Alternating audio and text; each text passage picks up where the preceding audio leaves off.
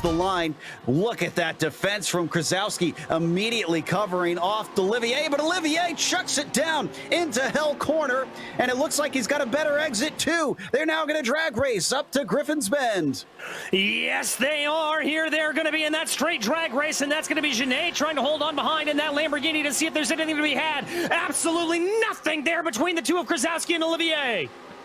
Krasowski's going to have the inside, but he doesn't break quite as deep. That outside is hard to hold on to, and that is why Olivier, a spin though, up at the front. Everybody tries to scatter to the inside. Krasowski falling all the way to the back. Will he get hit? No. Absolutely sends it into Sunset Bends, and cutting back underneath. We're going to go 3 wide onto the main straight and almost cutting across. New Hook nearly gets hooked himself, and thankfully has just enough space to go by Danny Cervantes. Cervantes using that slipstream to catch back up and see if he can keep Kings behind him. Kings has the desired inside line, and once again an over-under potentially no. Ryan Kings now into P3. Another attack from Reynolds, attempted into the inner loop, again, does not stick. He peeks his nose to the inside through the carousel one more time. They've got a lap car up ahead of him. When are they going to catch it? Can Reynolds capitalize as he now peeks to the outside? And they're side by side. If he can keep here, he'll have the inside down into the toe of the boot, and he does. He's got the overlap. This could be job done. If he can manage to get in front and a little too deep into the corner. Schutt has to give it up, tries to square it off, looks for maybe a better exit, and I think he's got it. The lap car helps him. He's going to try and fight back. Reynolds now gives him a taste of his own medicine as he covers the inside, breaking deep, down into the heel of the boot. They carry on side by side. Has he got the inside into turn 9? I think he might. He could have this one back. This will be an incredible fight back here from the 31, and he's got it. It's closer than he's been before, and it's a white flag lap now. Does he try and get it here? Does he wait till later? This seems like a good opportunity for me.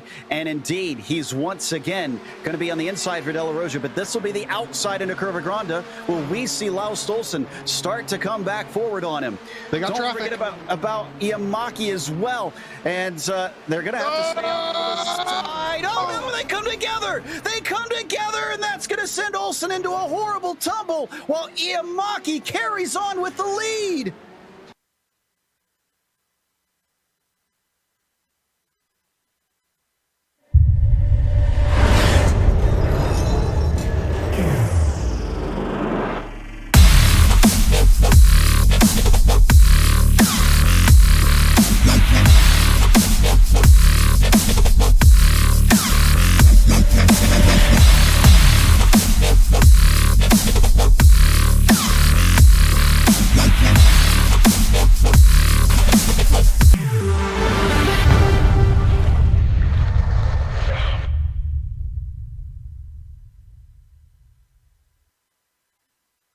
Hey there, I'm Nicholas Dubois, co-founder of Advanced SimRacing. We are a Canadian company.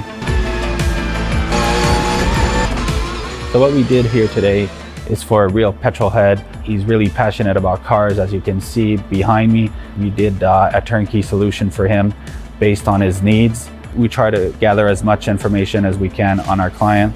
And like we did today, we install a D-box system. We install ultra-wide cube control steering wheel. We try to provide the best quality for your budget. So let's say if you want a budget of 10 grand, we're gonna give you something that's the best for 10 grand. If you want 20 grand, then we always try to stay within your boundaries. We do try to make it as easy as possible.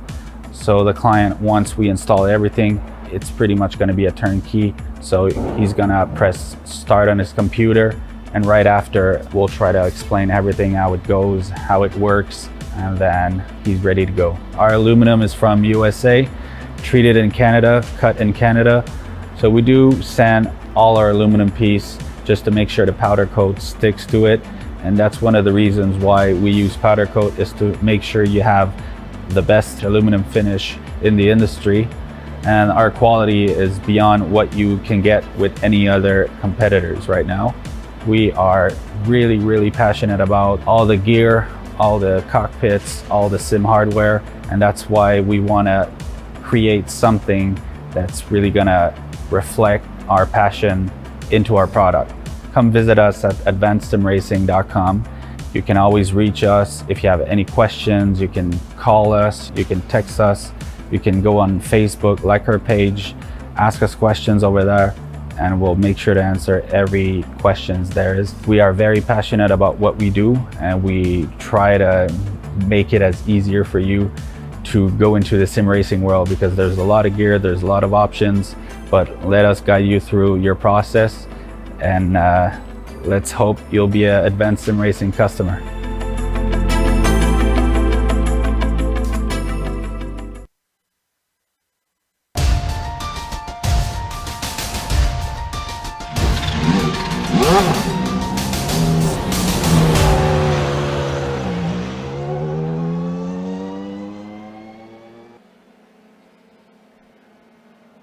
With nearly a wins lead over his competition, Andrew Hardman's win last week made him a very hard man to catch. Can Ridgway rise to meet him, or will another competitor rise to the occasion? We'll find out soon as we get ready to watch round 9 of the PRL F3 Amateur Series. You'll see it all live here on the Global Sim Racing channel. I'm Adam Lundgren, and with me in the booth is Michael Johnson. Behind the scenes is our director Joe Peak, and he's using cameras provided by Dougie Beard. VIR is considered by many drivers to be an infamous track. To learn more about this love-hate relationship, let's take you down to our track guide.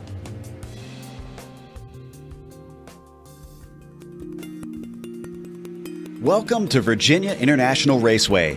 This track near the southern border of its namesake has had the rare blessing of being resurrected from the dead. With 2 decades of use in its modern incarnation and still drawing regular visits from IMSA and Trans Am, it's safe to say that VIR is back and thriving. The owners didn't skimp on refurbishing the place either. An impressive 7 versions are available to run on iRacing, with viewing areas that include posh villas near South Bend that can be rented by fans.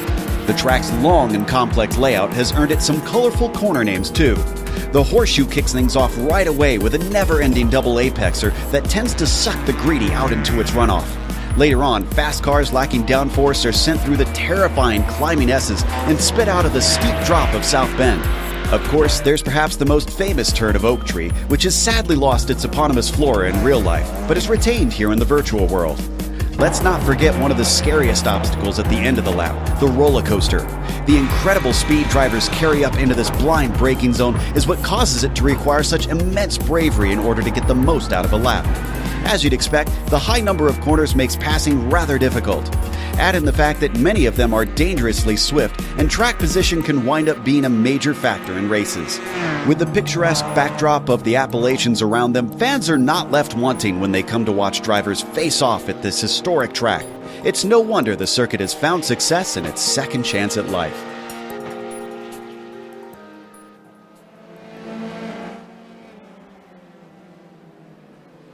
Such a gorgeous venue and an amazing track, Michael, but tell us a little bit more about what these F3 cars are going to be handling around this place.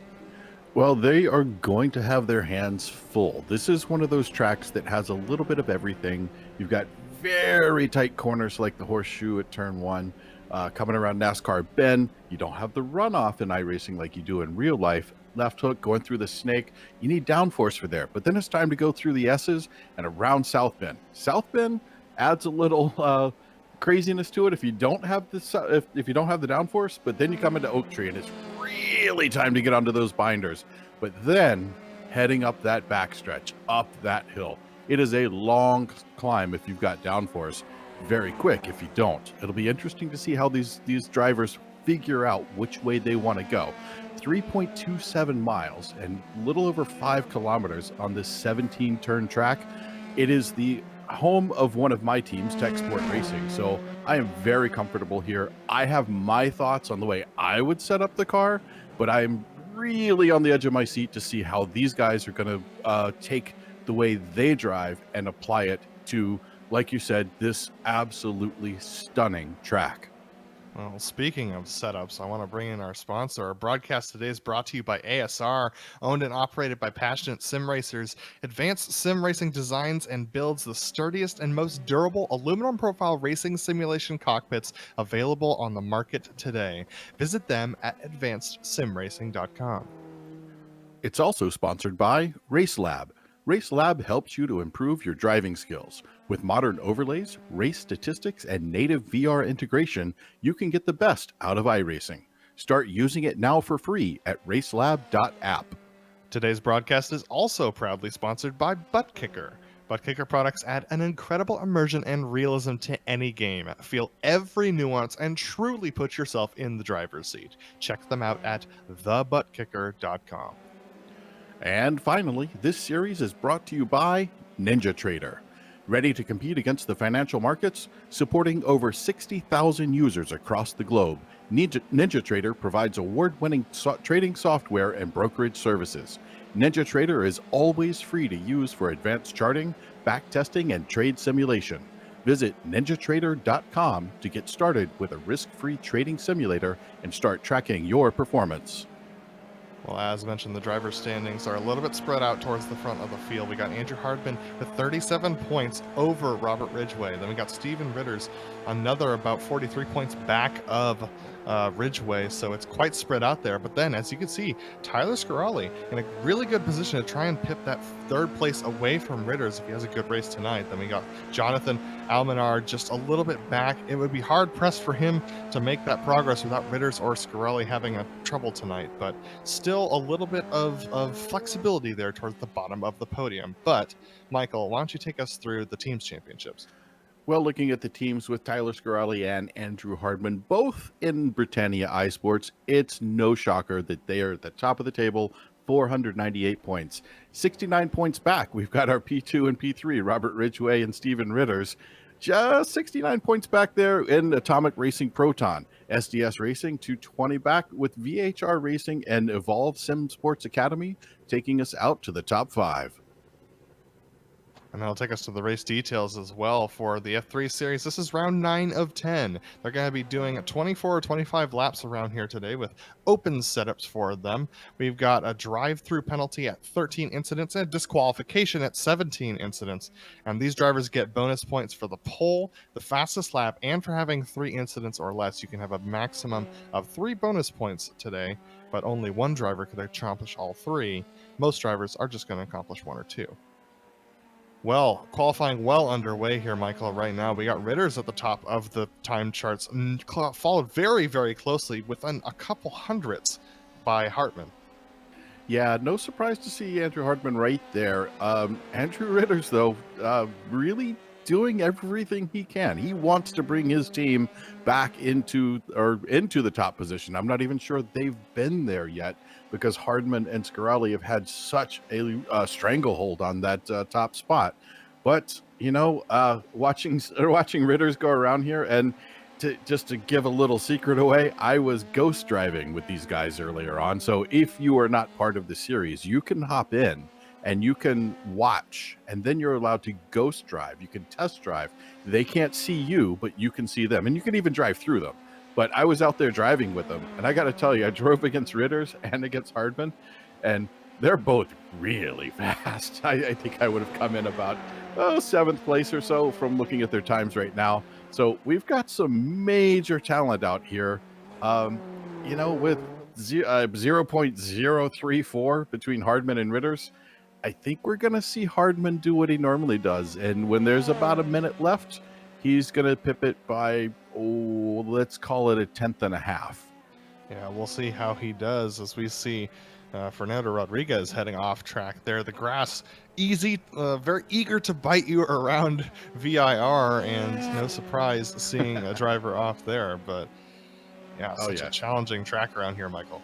Yeah, this grass, they call it ice grass a lot of times. In the simulator, I swear this grass, if you just get a little bit too close to the corner, to the edge, the grass will reach out and grab your car and pull it on in. There were other places like that you can see in the sim, like at Silverstone, right as you come up to Aintree. Coming out of the loop, going to Aintree, that grass and that dirt right there just holds onto the car, does not let you go. But here, it's around the entire track. But hey, look at that. We got Steven Ritters trying to make another hot lap. I think he knows Hardman is going to come out. He might be listening in on this broadcast and going, hey, that's right. He does do that. I better get out here and make another good lap. But he's doing a good one right now. Taking a look here, actually, Max Chablis, another one we're used to seeing right up in this top 10 area. I think he might even be able to pull out a little bit more.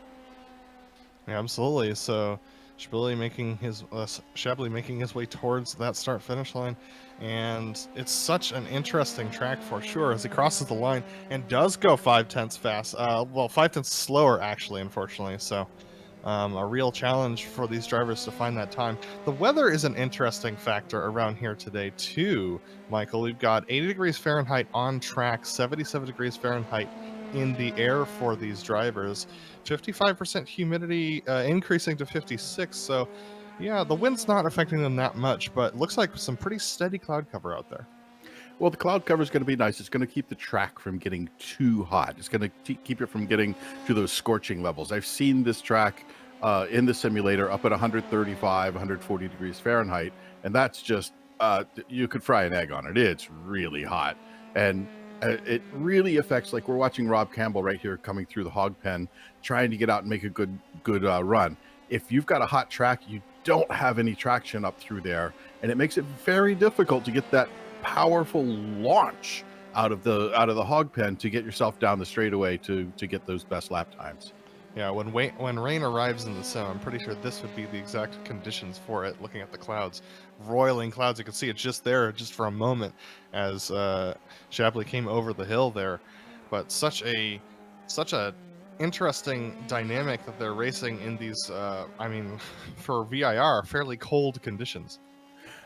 Yeah, fairly cold. I think it's a little cooler than that at VIR in real life right now, but I don't know. I think we're actually colder here in Texas than they are at VIR at the moment. But yeah, it's kind of chilly there. Every time I've gone to do testing, it's been about like this or a little bit warmer. Ooh, Takeshi Kita, Mr. Sneaky, sliding off the track. He wasn't sneaky enough to get away from that ice grass grabbing him as he went down into the hog pen there. Yeah, unfortunately the grass found him out and stole that good lap time from him. He was on a decent lap for Kita, so unfortunately for him, gonna have to restock and do it again. Currently sitting in 7th position underneath Brad Miller and Michael Broomhead. Ooh, locking it up a little bit. Ooh, and an off track in front of him. Ooh, that was good. That was Swindells. Yeah, that was heads up from Swindells. Richard Swindells, very good racer. Raced with him many, many times. Love racing with him. He is very much a heads-up driver. He was aware that Kita was coming up, and he did not want to get into Keshi's way, so that's good. And there's his teammate, Rob Campbell, going for a pretty good lap. Looks like here, 39, 40. Come on, Rob, you can do this. Oh, just a little bit slower. The track may be slowing down. I'm wondering if it's heating up a little bit. Yeah, that's the interesting thing that I was keeping my eyes on too. It seems like the drivers are not putting in any times to improve themselves right now. So I'm keeping my eyes on Hardman as he's coming around to the track. It looks like the track is rubbering up a little bit, which is causing a little bit more slip for these drivers. So as we see James Holland and Rob Campbell actually set faster times, and that's a car off, tucked in. That's Akita again with a problem through Oak Tree. Yeah, hard to recognize Oak Tree with that big oak tree there. For those of you who know it in real life, back in, I think it was 2012, the oak tree actually fell. But fortunately, iRacing kept it there just because, you know, it's such an icon of the track. I even have a T-shirt with the date that it fell on the back, and then a nice, beautiful silhouette of the corner with, we'll just call it a German car because I don't think they got licensed to use the actual car silhouette, but we'll just say it's a German car that we're probably going to see here in about an hour's time. So Hardman's starting a flyer right now, so this will be his last opportunity. In fact, he might not. I believe they'll make it through the end of this qualifying session. Timer running down now, so he should be able to finish this lap, but this is his last shot. Adam McDonald will also cross the line with time to complete a lap here. Currently in the 16th position. Looks like Broomhead came up to P3. Oh, Michael Broomhead pulling a really nice one. Yeah. Scarali. Yeah, Scarali. Yeah, see, and here we've got another interesting split. We've got... and Hardman's bailing. Oh, no! Hardman decided to bail. Just couldn't pull it out. I think the track may be heating up, just like we were saying earlier. Is the track might just be heating up a little bit, and they can't quite get those times. 1 or 2 degrees, it really makes a difference with these F3 cars. In a GT car, you don't really notice something until about 8 to 10 degrees Fahrenheit. But in these F3 cars, it'll definitely get you for just 1 or 2 degrees Fahrenheit.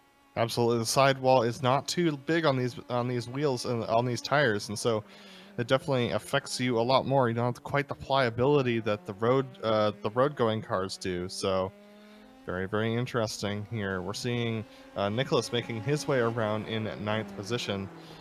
Yeah, so Karanjas is really trying to improve. Kita, I mean, he's been trying to improve for a couple laps, has not had any luck, so hopefully this lap is a good one for him. I think Takeshi's just being Mr. Sneaky again. He's going to do what he always does, start in P7, P6, P8, and then next thing you know, he's on the podium. That's Mr. Sneaky, and we know and love how he does that.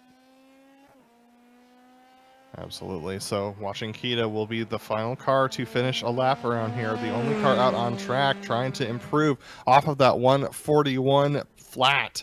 And unfortunately coming into the pits, so that will complete our qualifying for these drivers. Yep, Kita working his way into the pits. He's setting himself up. He's just going to do what he normally does. I have every confidence that that's exactly what's going to happen. Absolutely. So with a minute left here in our qualifying session, we're just going to wait for the timers to run down. And I do want to bring us to our channel sponsor here that we have. Make sure to check out the Majors Garage. They're home of free Baseline Plus setups. Get help from any of the garage coaches 24/7. Sign up now for an awesome, affordable monthly subscription, telemetry, coaching, and more simply by clicking on our link in the description below. Also, make sure to use our special discount code, Majors GSRC, to get 10% off. That's down in the description. You don't want to miss that. The Baseline Plus setups have really been helping me feel more comfortable on the track lately. Same here. I like to use those right as I start on a track. But let's take a look at the grid. Absolutely. So we've got Steven Ritter's currently on pole with Andrew Hardman going to line up next to him. Then it's going to be Michael Broomhead in the 3rd position with Tyler Scarali rounding out row 2. Fernando Rodriguez is going to be in 5th position with Brad Miller in 6th. Takeshi Kita down in 7th position with Max Chablis in the 8th position. We got Nicholas Karanja in 9th position, and Richard Swindells rounds out your top 10. Looking at row number 6, we've got Greg Doucette in P11 with James Carter alongside him. Jonathan Almanar and Rob Campbell are on row 7. Row 8 looks like Matthew Gunderson with Adam McDonald. 17th position is James Holland with Donald Olson in 18th. Tyler Gore and Devin Lemke round out your top 20. And we got Dave Peterson and Calvin Lay, who did not set qualifying times. And so it's a 22 car field for these drivers today, with Ritters on pole, standing start for them. So we'll keep our eyes out for the grid. Currently with about a minute left before the flag waves. Michael, what are your predictions for this race at VIR tonight? Oh, let's see. Who can we put the commentator's curse on today? I don't want to put it on anybody. I'm just looking forward to a great race.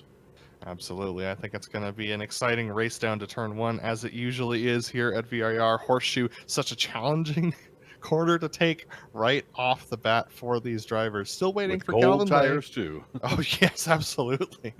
Still waiting for Calvin Lay and Max Chablis to get into their grid positions. So we're going to probably end up waiting the full 30 seconds, but the weather conditions remaining about the same from qualifying to the start of this race as the drivers sit on the grid eagerly anticipating the start.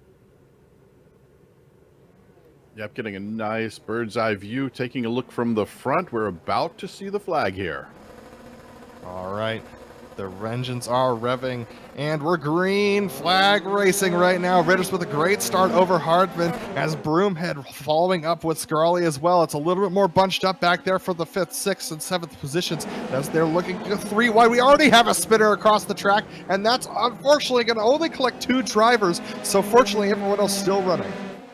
Yep, everyone else still running reasonably clean for a turn 1 off a standing start at this track, because VIR eats them up right there in the first turn. But you're about to see some more stuff here as they work their way into Snake, coming through that left-hand turn. jigging back and forth, trying to head up to the climbing S's. Little pressure from Scarali onto Broomhead for that third position. Little pressure from Hardman onto Ritters for that first position. It's just very tight racing up there, especially for that first position. Hardman putting some heavy pressure onto Ritters as they duck through the climbing S's. Yeah, now it's time to go through South Bend, getting right on the edge. It looks like actually pushing way out to the edge. Steven Ritter's trying to open up as best he can, because right now he is in a bad spot. That car from Andrew Hardman so close behind him as they head up the hill. There's not much of a gap there, about 0.3. That could get eaten up going up this hill trying to get to the roller coaster. Side by side for fifth position with Kita and Rodriguez as they're trying to battle each other as they head up towards the roller coaster. It looks like Rodriguez is going to complete that pass on Kita and take it deep, late braking actually a little bit into that corner, forcing himself to slow up a little bit to Kita. Yeah, so Takeshi Kita is a smart driver. We've seen this from him before. Early in the race, he does not want to get too aggressive. He does not want to get into that position where he might get taken out. So he's going to kind of hang back and let those passes happen and let the other guy drive his tires off as we watch our leaders head down into turn 1 once again with Ritters, Hardman, Broomhead, and Scarali all just forming a nice little train here. Absolutely. Hardman trying to put pressure on Ritters, but how much is the fuel saving going to come into effect this early on in the race, Michael? And we actually have another spinner in the back. That's James Carter. And also, looks like Shabley is going to be retiring from this race. Ooh, Max Chablis having to take an extra car, I think, but or actually, I don't think they have that in this particular series. So unfortunately, Chablis is going to be out. But fuel saving, as you were asking. At this point in the race, nobody's thinking about fuel saving. Take a look at the gap there. You've got a gap between Hardman and Broomhead of over 2 seconds. That's a big gap to have this early on. Absolutely, and Hardman really putting the pressure on Ritters right now as they go past Oak Tree yet again, lap 2. These two drivers definitely putting some heavy pressure on each other. Hardman, though, doesn't seem to be able to close the gap to the back of Ritters in the same way that he has been able to in the past. Yeah, but Scarali trying to make a little run on Broomy there. Broomy's doing what he can, but Scarali is falling back. Scarali fell back a little bit. Now we're taking a look on the back of, oh, here we go, taking a look at them right now. That's Tyler Scarali. Fell back into 5th position. Didn't see what happened to him. It could have just been some amazingly talented driving by Rodriguez, who we saw fighting earlier with Takeshi Kita. Yeah, absolutely. That's just Rodriguez improving his position yet again over Scarali, just a pass on the back straightaway. So a nice move from Rodriguez to get himself up to the 4th position, now putting some pressure onto Broomhead as we have a driver off in the background. That's Rob Campbell who goes off yet again. Ooh, Rob Campbell, tough to see that. He's worked his way up pretty well. He was up in P7. I think he's still going to hold on to that spot, but he's got some work to do if he's going to try to catch up to Mr. Sneaky. Absolutely. We have another wreck actually that just happened in the Horseshoe. This is between Gunderson and Almanar. They're both off track right now. Unfortunate wreck for both of them. This was just a coming together with Gunderson getting into the back of Almanar under braking. Oh, and it looks like back up towards the front again. We've got Takeshi Kita going back to try to get around. Is he going to make it going up into the climbing S's? Dangerous place to make it, but if you can get it there, it is solid. Takeshi Kita, Mr. Sneaky, makes it through, trying to get up into the S's. Beautiful job. Yeah, we saw Swindells actually get pushed off track a little bit by Duche. So unfortunately for Swindells, he's still driving, so that's a good thing because usually don't make contact around here without going off track. But Richard Swindells down to 7th position as the 3 ahead battle for 5th. Yep, the 3 guys ahead, they are putting on quite the show for us. Look at them right there, one behind the other. Tiny gaps between them, 4/10, less than a 10th between Scarali and Doucette. Doucette trying to come around the outside, makes it as he gets in, he goes sideways. Oh, and he takes out Kita. He absolutely speared him. So Kita and, oh my gosh, it's Kita and Doucette off track there. So both drivers, this is Doucette just absolutely sending it deep into the roller coaster. This is one of the things you have to be watchful of. I've seen this in real life far more times than I care to admit. But watch right here as he goes up in, gets into the brakes just a little bit too late. Takeshi Kita needed to be in his mirrors, and I think he was, because look how far he was off of the line there. He was trying to hold off, waiting for him to come by, but just caught that inside tire and twisted the car around and put him right into the side of Takeshi.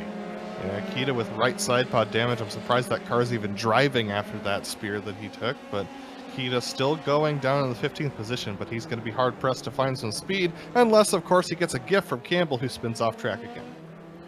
Oh, what? Well, is that Campbell? No, that is Campbell spinning off track. So I think it happened as you were saying it. So that was not commentator's curse on that one. Oh no, this was observation.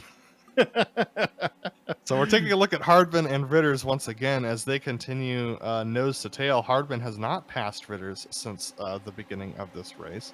I wonder if he's saving fuel. I said he probably wouldn't be, but hey, I reserve the right to be wrong. It's happened before. I hate to admit it, but yes, I have been wrong before. All right, we're going to take a look at the opening lap wreck. This one is the one that happened into Horseshoe, right behind these guys. And so here is the standing start once again. And for these drivers, a standing start, real challenging, breaking into one. There you could see how jumbled up it was towards the back of the field. So lots of drivers trying to take advantage. So you see the two cars really close to the inside of the track.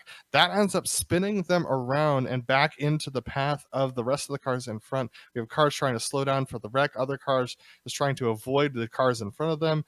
Fortunately, not too much damage for everybody, and they can all get going again. In fact, we had all the cars driving once again by the end of that lap. So not too much damage done, Michael.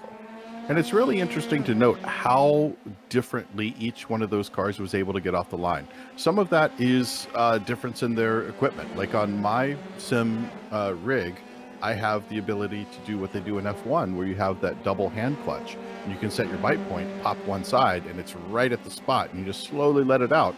Other people don't have that, and they're trying to do it with their clutch, and it just doesn't work as well. So it's really interesting to see the difference in the ability to launch the car off the line in those cases. Brad Miller just making a pass on Donald Olson while we were in replay. So a good move from Brad on Olson into the Horseshoe once again. And you can see Brad starting to put pressure on Peterson. Brad Miller already himself, he fell back a little bit, so he's trying to recover from his back to his starting position of 6th position. So trying to get some work done here on the backstretch.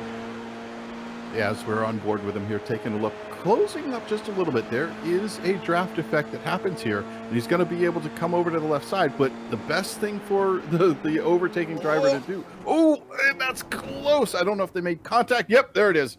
Goes right around. Karandis tries to do the best he can, but just pinched him off. Yeah, unfortunately, sometimes squeezing a car like that can have unintended consequences. And it wasn't anything dirty from the drivers. It was just I do it all the time. Yeah, absolutely. Just a little bit of pressure. He put a little bit of pressure on him, and he didn't expect that the late break from the driver on the outside here. But definitely pinches him down just right, but not too much. Unfortunately, it was a light little contact, and then it bounces him across the track, and then the grass takes over. Absolutely. So that knocks Brad Miller back down to 12th position. Peterson back down to 20th position after he had some issues of his own. So Brad Miller's going to have to pass Adam McDonald yet again. Yeah, and this is a nice little battle we've got forming here with McDonald, Miller, Carter, and Almanar. All very close. This is like what we were watching earlier with Swindells and that little group, Swindells, Kita, and so little offline there, trying to get out of the snake. And we got to pass. Is that somebody? Maybe that was Miller. Yeah, Miller with some damage. The car's just not behaving well for him. Did he get he may have gotten a slowdown. I don't particularly see damage on the car. His wings look okay. Hard to say. It could have been a slowdown. There is a potential for a slowdown if you cut a little bit too much in snake back there. Yeah, it's possible that Hardman might be looking for a move on Ritters this time around. He's closer than he has been since the beginning of this race. This is the battle for the first position. And Hardman's going to look to the outside. Ritter's covering him off and then moving back under braking. Hardman trying to take the inside line under braking. Tries to go up the inside of Horseshoe. It's going to be the shorter route off the corner, which means the throttle application is harder. But I think Hardman's done sitting behind Ritter's, Michael. Yeah, I think he's ready to get back around right now. He's not used to being in this position, as we've noticed in the past couple of races. We've watched him just rocket away. But you know what? Ritter's is probably tired of that too. He wants to make him watch the rear end of his car as we watch him going under the bridge here. Just line up on the right side and try to head up through the S's. Just tag that one, tag the next one, tag the left side again, back to the right. Now we're going to go through South Bend. Just a little touch downshift, maybe. Nope, keeping it in 6th gear, running right out to the edge. Gets a little bit squirrely coming off of there, but nice closure under braking. Down to 2nd gear, puts on the throttle. Now we're going to see something as they go up the hill to get to roller coaster. He is close. Here we go with Hardman putting the pressure on Ritters. What's Ritters going to do? How is Ritters going to defend? Ritters has not wanted to let Hardman by. He's going to open up that inside line. It's a tougher line into roller coaster. Who's going to be braver on the brakes? Are they both going to leave each other room? The answer is yes. Ritters later on the brakes with plenty of room left for Hardman. A little bit of a lock up of that right front, but still driving clean. Yep, really nice way to say, no, I'm not letting you around, but not trying to press it too much. But I got to say, Ritter's doing a nice job. Hardman also doing a nice job. He is absolutely filling the mirrors. Here they come past the start-finish line, rocketing down the front straight through that is not a turn, but coming into turn 1. Under braking heavy, try to get close into that curbing, put on the throttle, and head up towards NASCAR. Start finish house painted red, just like many of the other buildings around this beautiful circuit, as these drivers tackle the challenging track that is VIR. Hardman and Ritters absolutely nailing their apexes. Hardman taking quite a bit of curbing at this point. He still is very eager to get by Ritters and find as much of an advantage as he possibly could eke out around here. Yeah, this is turning into a really good battle. I think Hardman, I think we would agree, Hardman is tired of being here. He wants to get back out in front. He does not like the view. If you're not the lead dog, your view never changes. Absolutely, and Ritter's a little bit squirrely that time as he went through the S's in South Bend. So now out of Oak Tree, how much pressure can Hardman put on? It looks like Ritter's starting to run away again. Ritters is probably going to leave that inside line open for Hardman if he wants to take it. But Hardman, my guess, Michael, is that he's probably waiting until Horseshoe to make his move again. Well, you want to set up your horseshoe move here. This is where you've got to get close enough and put some pressure on the guy in front of you to get him to take a line a little bit off. Going through roller coaster here, getting back around, trying to set up for hogpen. If you can really get them offset just a little bit, it only takes half a meter or so, and then you can get that extra little push you need. As we watch them going down past the start-finish line again, working their way through here, I don't think he's close enough. He was closer last lap. Had a much better chance last lap or the previous lap. Taking a peek up the inside, just trying to bring it around, putting the power down again, heading up towards NASCAR as Tyler Scarelli pulls the fastest lap. Sitting back there in P5, I think he's ready to work his way back up to the front.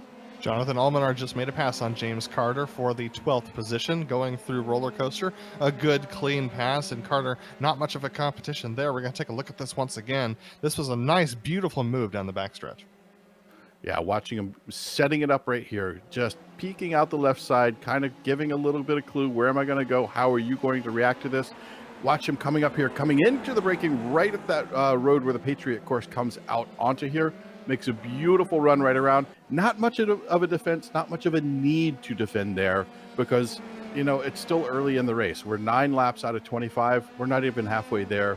There's time to put the fight on later.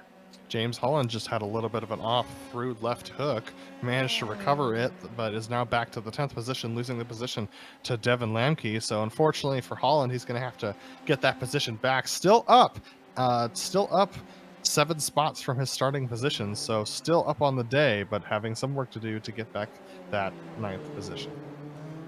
Yeah, nice battle looks for like the 7th position here. between Corendis and Olsen.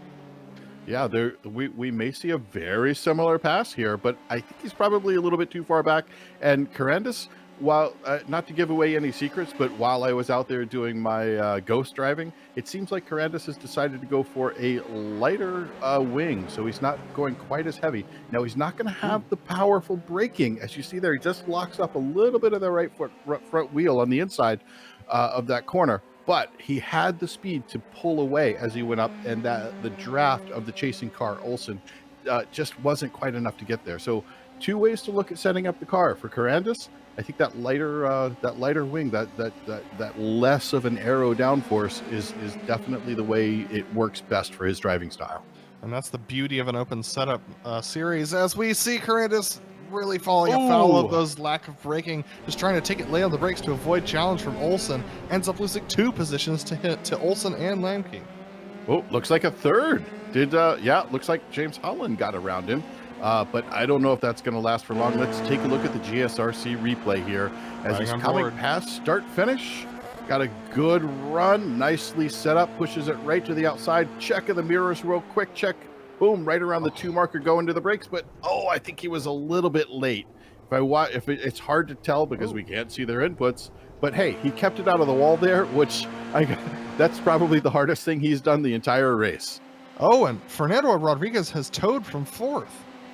Oh, towed from 4th. What happened? We're going to have to take a Rodriguez, look at that. He's lost his left rear wheel. This was a pretty heavy hit. So taking a look at this GSRC replay coming up into, just a little bit wide an oak tree, and then boom, right into the tire wall. Oh, yeah, those parts are not supposed to fall off like that. Yeah, so unfortunately, just that little wide ends up ending his day. So losing that left rear wheel, that's going to be a major repair for him in the pits, unfortunately. Nice battle here between Devin Lamke and James Holland, as they've been duking it out for that 9th position, as Holland tries to improve his position over Lamke. Can't quite do so this time around, but nice battle there through roller coaster. Yeah, Nicholas Carandis trying to do his own impression of Mr. Sneaky after falling back. But looks like he's going to take a dive into the pits now. And Carandis, I can report that Dave Peterson has a black flag, unfortunately, and it looks like Rodrigo had that meatball, so unfortunately for him. And pit stop in tires. For Carandis, yeah. That's surprising, but that may be because he had that lower downforce setting and the car just slides more. In some tracks, you don't get the wear. A track like this one, if you try to go for low downforce, you're definitely going to be sliding the car around more, and it can result in greater tire wear. So he had to take some tires to make it to the end of the race. Absolutely. So that's a 12.3 second stop. Gunderson, fuel only, was 5.4 seconds. So that's sort of our biggest and shortest. Kita with a long stop himself, past the 30-second mark almost for Kita in the pits, now past the 30-second mark in the box. That's a long pit stop for Kita. Comes out now with a 32-second stop. That's almost a full tank of fuel, isn't it? There may have been an error in calculation, and I wonder if he just filled the car all the way back up to the top. Unfortunately, not necessary. But hey, when we were talking earlier about Andrew Hardman not being the one to sit back and let it happen, well, he just pulled the fastest lap with a 140.877. He is hot on the heels of our leader Ritters right now. He wants to get back in front. We are getting up close to this pit stop situation. It's time to make it happen. So watch for Hardman to try to make a move here and put some pressure on Ritters and maybe get him to dive into the pits before he actually wants to. Do you think that he's going to do the overcut or the undercut against Ritters? Yeah, I'm not going to take that bet. There's no way I'm calling that one. I think he's going to watch to see if Ritters goes in, he's going to stay out. If Ritters doesn't go in, he might try to drop in. But, he's in a really good position. He's been back here burning slightly less fuel every lap. Coming out of Oak Tree here, going by the South Course pits, trying to get up the hill. He's really not doing too much to gain. It's almost like he's kind of feathering that throttle. He does not want to get too close in there, but he wants to save some fuel. So it's interesting to see how this is playing out. Getting a little slow rotation on that right front. He almost locked it up, but coming down in through there. Wow. And let's take a look back here. We got James Holland and Jonathan Almanar in a really good battle down to about 0.3 of a second as Andrew Hardman dives into the pits. Absolutely. So Almanar coming out of Oak Tree trying to make this pass on Holland. That was Duche off the side of the road in 19th position. So not a factor in these battles, unfortunately. We'll keep our eyes on Hardman's pit lane timer as Almanar tries to make a move on Holland. He's got the run. Holland opens up the inside here as they head towards roller coaster. Almanar, deeper on the brakes, is going to be able to make the turn. And Nice and Hardman clean. out in 4.6 seconds, Michael. Wow, that is quite the pit stop. That's pretty quick. I Whoa. think that's the fastest one we've seen yet. Oh, and that's What? Almanar going off. What happened to Almanar? He went straight. That looks like an equipment failure to me. He would not have forgotten to turn. Let's take a look at the GSRC replay and see if we can tell what happened here. He's coming up. This is the pass earlier on. Made a nice run up in here. Gets on the brakes just at the right time. Tags a little bit of that inside curb. Next inside curbing comes around. Goes to put on the throttle. This is all perfectly normal, but yeah, I think you're right. That looks like an equipment failure. He had everything going right, and there the wheel comes back. Sometimes your sim racing wheel just freaks out, or maybe the USB or something just didn't quite work out. That's really unfortunate after that beautiful pass. Make sure that your USB controllers do not sleep when the hard drive sleeps, my friends. And also, for those who always say that, that sim racing doesn't mimic the mechanical failures, there's your example of a mechanical failure. Yeah, and he needed a new wing after that too. So you had the simulated failure, and then you had the hardware failure that happened in there too. Really unfortunate, but you know what happens. That's the sim racing version of a cut tire. Absolutely, or a bent rod, or throwing an engine. It happens to everybody at some point in their sim racing career that your gear gives out on you for no explicable reason. But taking a look at some of the other battles around the track. Yeah, this is back to the leaders. We've got Steven Ritter still in the lead, doing a nice job here, trying to hold on to what he's got. Still in first position, chasing down. That is his teammate right behind him, Michael Broomhead. Or no, that's Kita behind him. So Kita is a lap down now with that earlier trouble, trying to hold on with his teammate, heading up through the S's. Yeah, absolutely. So Ritter's trying to go long here. Broomhead tucked in behind him, 8 seconds back. It was about 19. It was 19.6 seconds in the lane for Hardman. Hardman is currently 12 seconds back of Ritter's. So the math doesn't really add up there unless Ritter's is absolutely flying. Yeah, Ritter's is flying, but 12 seconds back. It'll be interesting to see what happens, because 12 seconds back, and if you're spending 19 seconds in the pit lane, I'm wondering if we missed a mild spin from Ritter's. He may have gotten a little wiggly going through a corner, got a little wide, maybe going through NASCAR or something. It could have happened. His lap times don't reflect anything. In fact, he did his fastest lap the lap before last. Huh. Interesting. So we'll have to keep an eye on this. He should be looking towards a pit stop here fairly soon. We are in the prime position for this pit rotation to happen. But like to just point out, we've got a couple of drivers here. We've got Devin Lamke and Donald Olson. Lamke 13 positions up, Olson 12 positions up. These guys are absolutely flying through traffic. Now, some of that is people going off, but hey, you can't put anything past these guys. They are really good drivers, and they have done an amazing job to work their way through the field to make up so many positions. Absolutely. I can report Holland is still struggling with some sort of mechanical issue. Straight lined another corner through roller coaster again. But here's a battle between Scarali and Broomhead. Scarali with yet another fastest lap last time around. So Tyler Scarali absolutely on a charge now, trying to take that second position away. Yeah, Scarali did a really nice job last time out, I believe. He had done a beautiful job, started a little bit farther back, and then I can't remember if he was first or second. Definitely on the podium. Oh, Kita's out, Michael. Oh no, Kita's out. Let's take a look at what happened with Kita. Right side completely trashed on that machine, both tires off of it. Ooh, let's take a look at him. He's the second car here. Watching him come up through and going right up to the edge. Oh, looks like the grass took him out. The grass caught him. unfortunately, the grass here at VIR, the good old ice grass, that just did him in today. Yeah, it was biting him in qualifying and it bit him in the race too. That's going to be a meatball flag for him, unfortunately. So, yeah, the grass was sneakier than Mr. Sneaky. That's unfortunate. But let's take a look here. Steven Ritter's holding on to the lead. He is still 9 seconds out in front of Broomy. Michael Broomhead doing what he can to catch up, but it's not working. He's got Tyler Scarrelli really breathing down his neck pretty hard, though.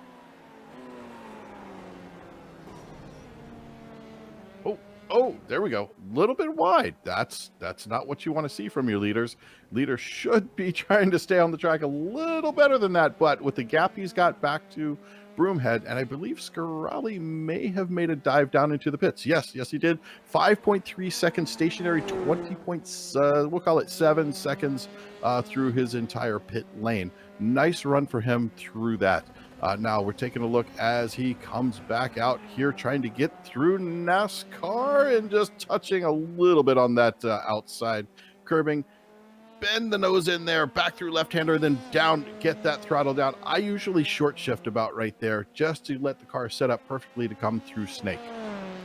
taking a look at the lap times and the gap between Ritters and Hardman, the gap is about 19.6 seconds between Hardman and Ritters, and here are the lap times.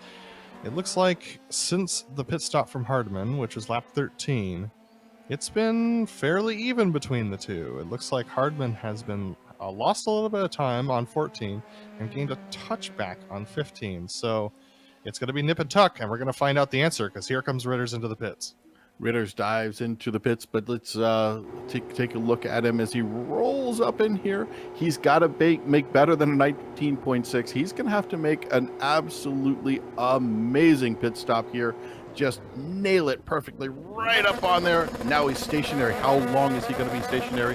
As we take a look at him taken out of the pits, Hardman coming down the straightaway, passing start finish. Is he going to catch him? Is he going to get up to him? He's got the speed. He can catch him through here. If he gets up into the braking, he's got it just on the edge. I don't think he's going to be able to get around him.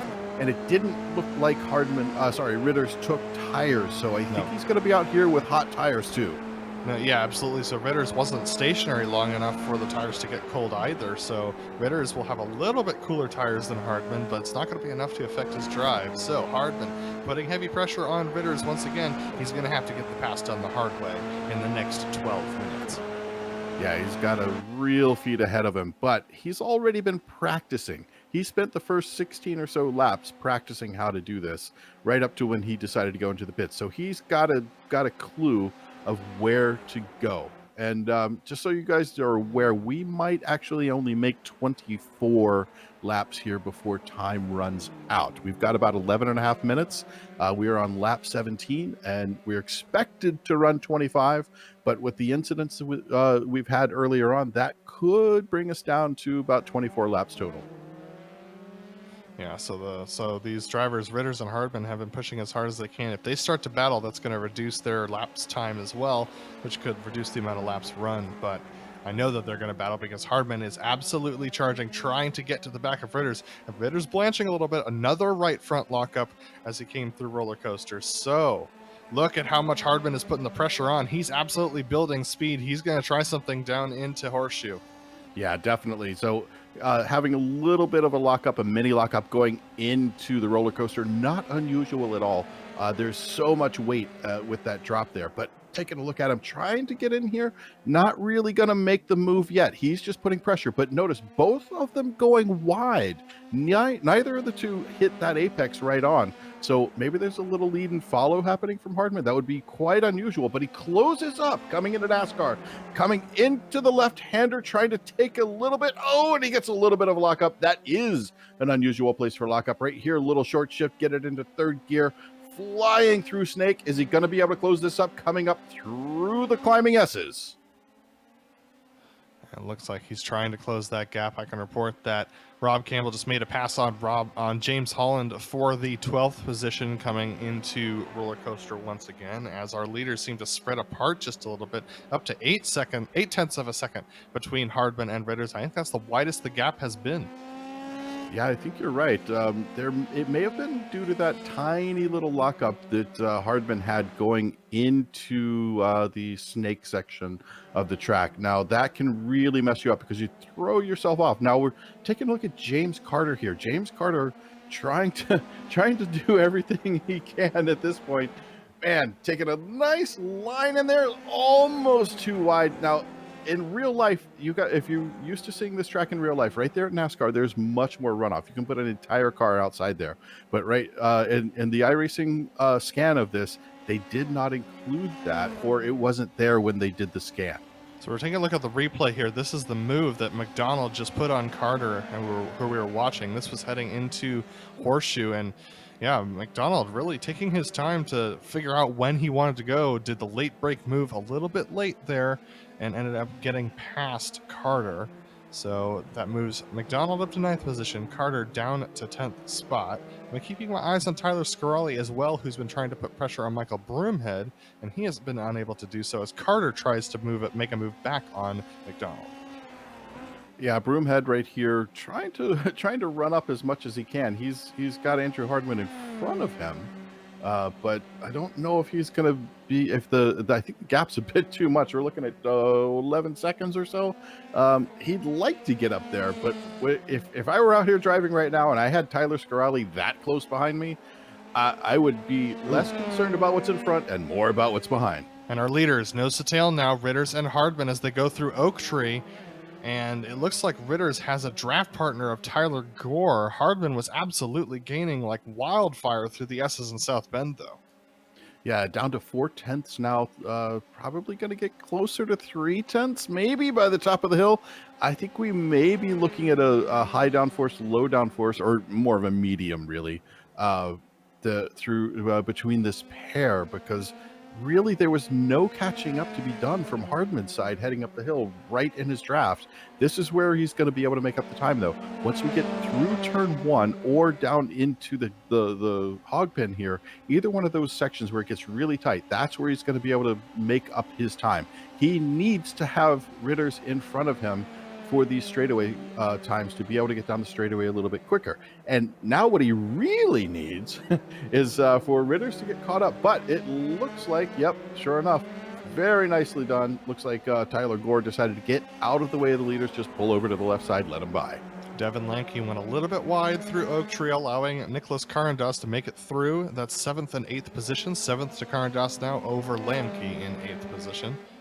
As we continue to watch these leaders battle, Hardman seems to really be struggling with that straight line speed and coming off the corner, Michael. That's where every advantage is around here at VIR, and he can't seem to get the speed as well as Ritters can. Yeah, he's definitely stuck in behind him when they head up that backstretch. As we watch him right here going through South Bend, he's really got the car planted very nicely, goes into the brakes, closes up. Look at that, right under 3/10, now back to 4/10 as they come off the corner, trying to head up the hill, and he's not going to be able to close it up. He's really not able to make it there. He is just a little bit slower, 210, 220 kilometers an hour. Ritters is continuing to stay about 5 to 7 kilometers an hour faster. So there may be some kind of damage on Hardman's car that we may not have caught. Or was it just a lot of wing? Did he put in a lot more wing than Ritters did? And Ritters is just taking the benefit of, I mean, if Ritters had a faster qualifying time, Michael, so possibly he just kept the qualifying wing in and decided that he's just going to take the risk and run low wing and hope that he stays out front and doesn't deal with any aero wash. Yep, good possibility, because it depends on how you want to set it up for the race. If you're looking at a slidey car and you're going to eat up your tires, maybe you want to have a higher downforce, but sometimes you can wear it out by having too much wing. Taking a look back here, though, now Rob Campbell worked his way back up to P10. He was back down in around 16th or 17th earlier, all the way back up to P10, really working his way through the crowd here, getting tucked up right behind, putting his nose out. I think he's going to make this pass by the time they get up to the roller coaster. Absolutely. So Campbell on his recovery drive, trying to get himself past McDonald. It's going to be close between those guys through the roller coaster. Oh, wow. A late braking move on the inside from Campbell. A great move there. Is able to get that job done as we see yet another opportunity from Hardman. This is as close as he's been.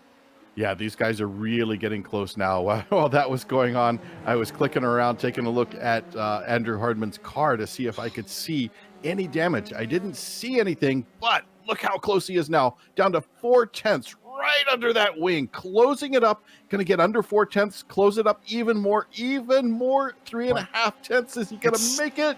It's still the same story, though, Michael. Still the same story. This is the story of who put in downforce and who went with a skinny wing and decided to go fast on the straightaways. Absolutely. So Ritter's with a masterful exit off of each of these final corners. Look at how much he held up Hardman on the exit of the final corner to make sure that Hardman couldn't make a move on him into Horseshoe.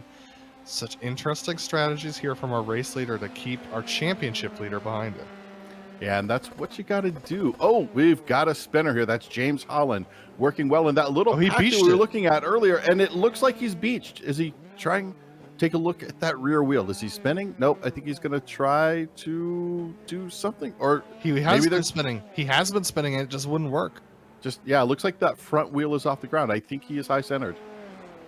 So, interestingly enough, he's remaining on track, but here's the moment. He absolutely high centers it right on the edge of the track there. And there we he is go, spinning the spinning rear rear wheels. wheels. Oh, no. Oh, that's really frustrating. These cars are so low to the ground, and yes, you can very easily get a high center if you're not careful. So Holland takes it to the pits after being unable to move his car, and especially with these open wheel machines, no one's going to come around to bump him.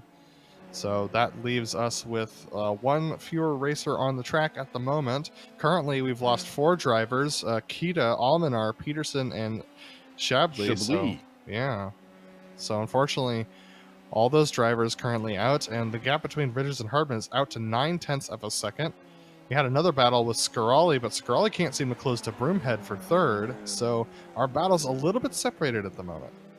Yeah, and behind him in P5, we've got Richard Swindells, who's kind of out there racing on his own. He's got about 3.5-4 seconds behind him as we watch one of, what did I call them last week? The Canadian Sharks, Richard Swindells and his teammate Rob Campbell. Rob Campbell sitting back in P9 right now.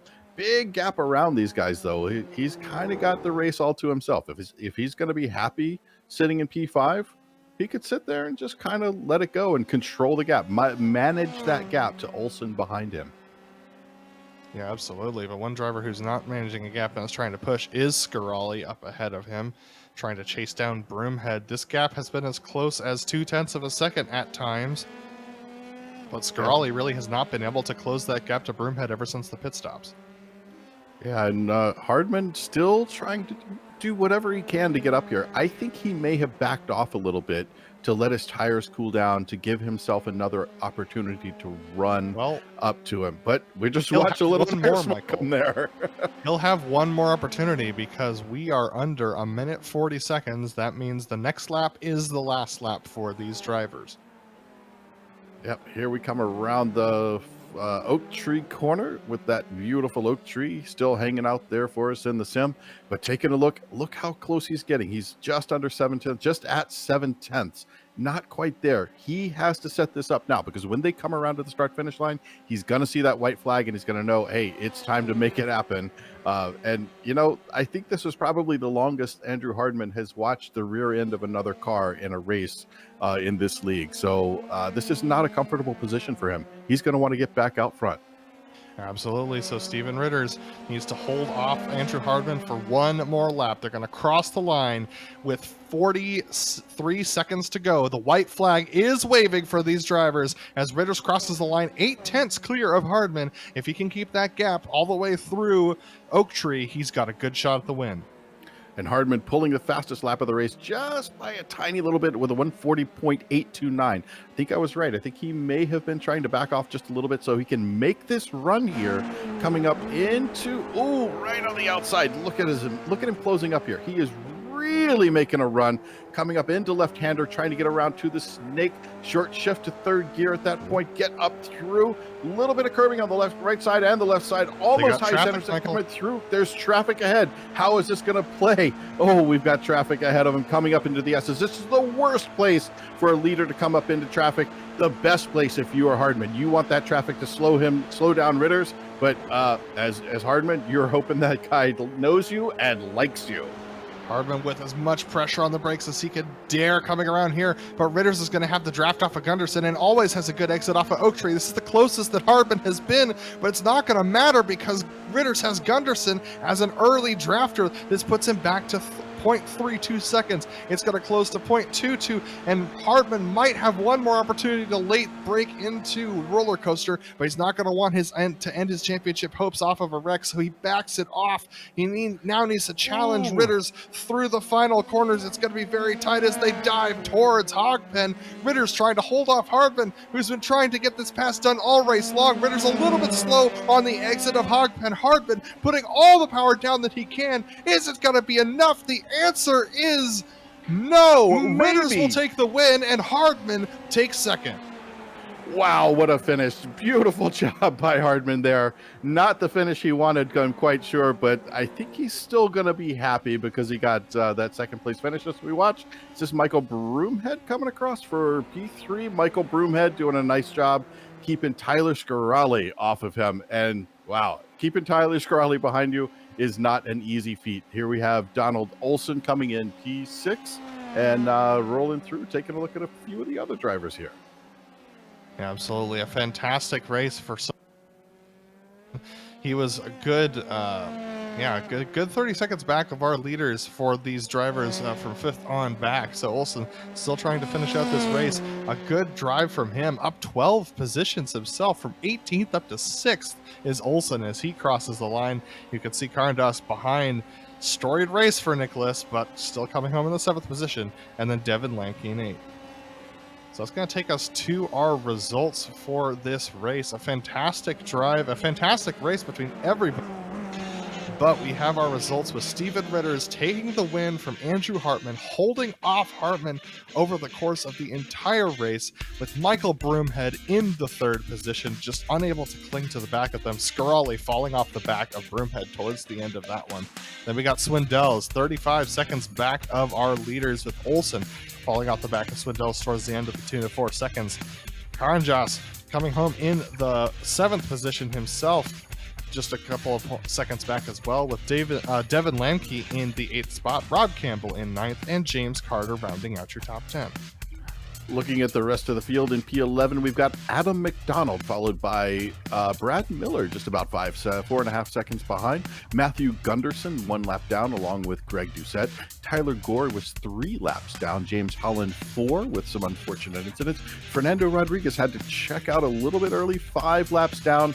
Takesha Kita, Mr. Sneaky, was not sneaky enough this week. It looks like the grass was sneakier. 11 laps down in P18. Jonathan Almanar, P19 with 11 laps down, and Dave Peterson rounding out our top 20. Then we have Max Shibley, who did not finish the race, and Calvin Lay, who did not start the race for these drivers. And that rounds out all of your drivers here and all of your finishers. We have Steven Ritters, our winner from this race, here to talk to us. Steven, you absolutely had your hands full trying to keep the championship leader behind you. How did you pull it off today?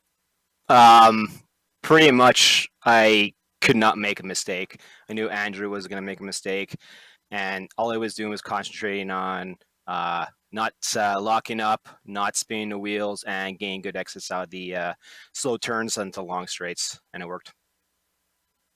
Yeah, and talk about your pit stop. It was a very short pit stop, and you had to nail it. How hard is the pit entry here at VIR, and how hard is it to get back out there when you know you've got a really fast driver bearing down on you, absolutely trying to put pressure on after your pit stop? Well, as soon as he pit, I knew that I had to go long. I had to maximize the laps on a lighter tank. The pit entry's actually not too bad. There's some good reference marks when it actually go up the hill and you crest that hill. You can start braking, then he marks pretty good. But yeah, I was really happy when I came out in front of him because I knew that I could keep him behind me based on the 15 other laps before that. Well, Steven, fantastic win today and a great way to head towards the end of the season. Is there anyone you want to thank for your win today? Yeah, I want to thank Andrew Hardman. He did a really great job keeping me honest. I'd like to thank the guys at Atomic Racing. They do an awesome job throughout the week. My family back home in Montreal, my wife here in Edmonton, and also To all the troops in Ukraine right now, stay strong, fight hard. We're with you.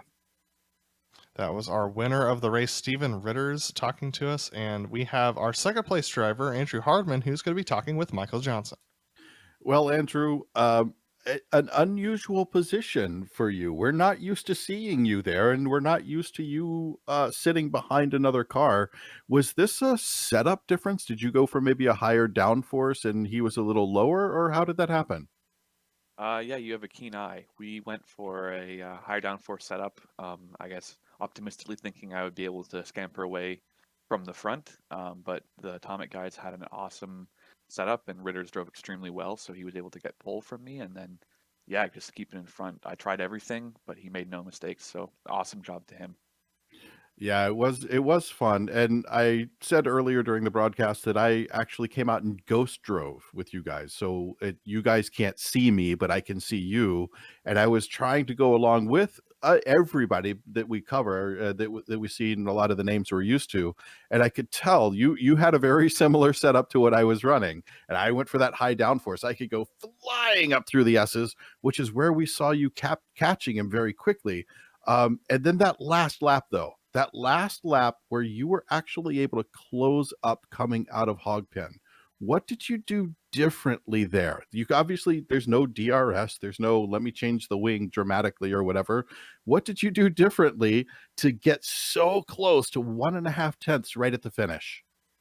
Yeah, it was throughout the race. It was kind of a game of I don't want to get too close to him in case I don't know he has a bad corner and gets loose and I plow into the back of him. So I was kind of keeping my distance through the corners as I had to, but the last lap full send, so I didn't really hold back, and yeah, I gained a lot of time, but wasn't enough. So were you getting a little bit of sliding going on, being so close? Because we noticed a couple of laps from the end, you kind of backed off and you were about 9 tenths of a second or so back. And then all of a sudden, fastest lap of the race, you had a 140.8. You were like, all right, I'm burning it now. Let's make this happen. So were you getting a little bit of too much tire scrub, or what was going on that made you fall back like that? The fallback was probably just a mistake. I don't remember exactly what happened there, but certainly the car felt better when I was like 8 tenths or 9 tenths back. But just with how fast they were down the straight, I couldn't hold any sort of draft at that distance.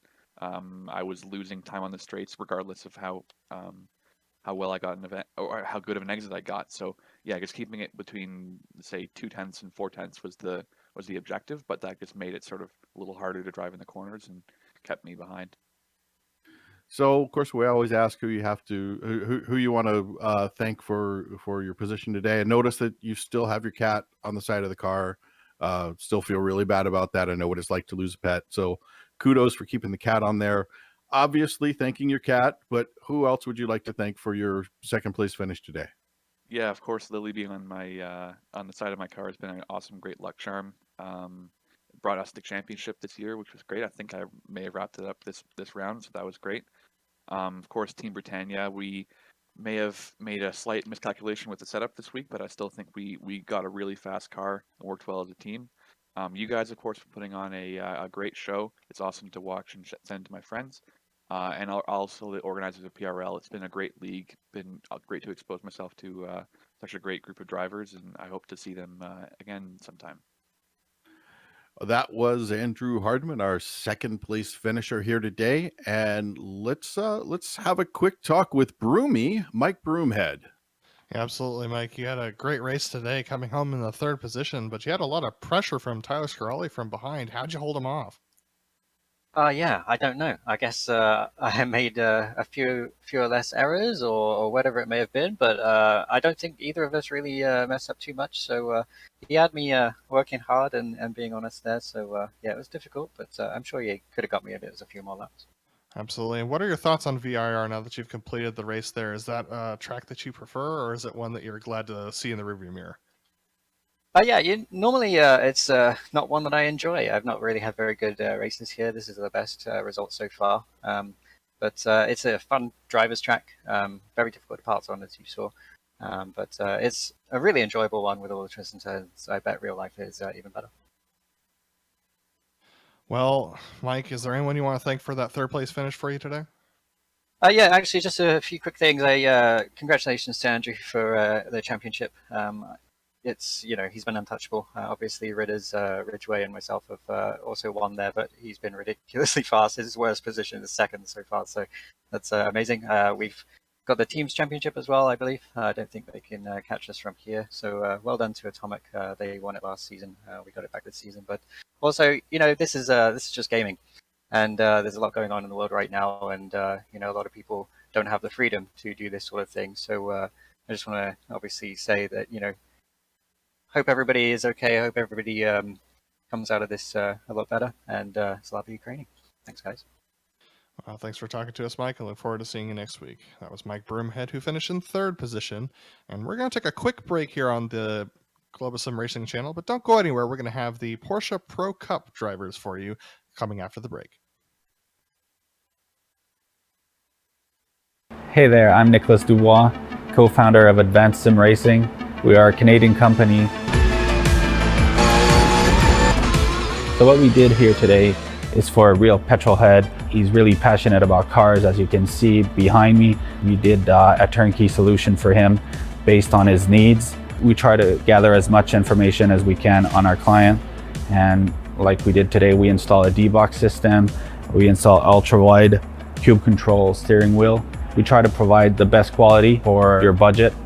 So let's say if you want a budget of 10 grand, we're gonna give you something that's the best for 10 grand. If you want 20 grand, then we always try to stay within your boundaries. We do try to make it as easy as possible.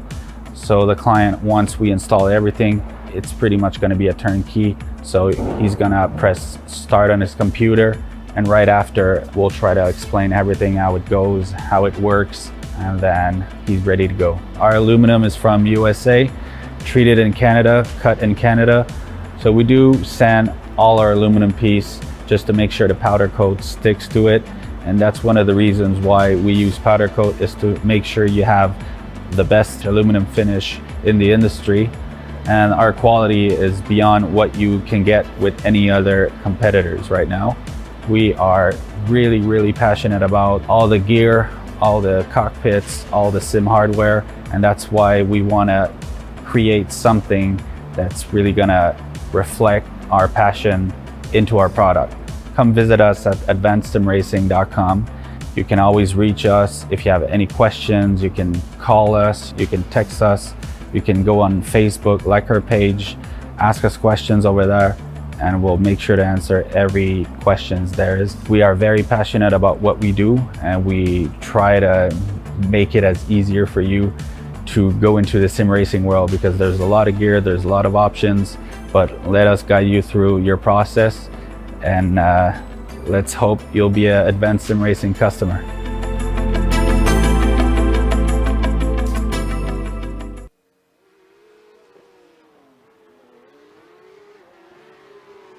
Welcome to Zandvoort, the Netherlands' premier race course and one of the most exciting tracks in the world. To see why it'll be such a fascinating challenge for our Pro Porsche Cup drivers tonight, let's take you down to our track guide.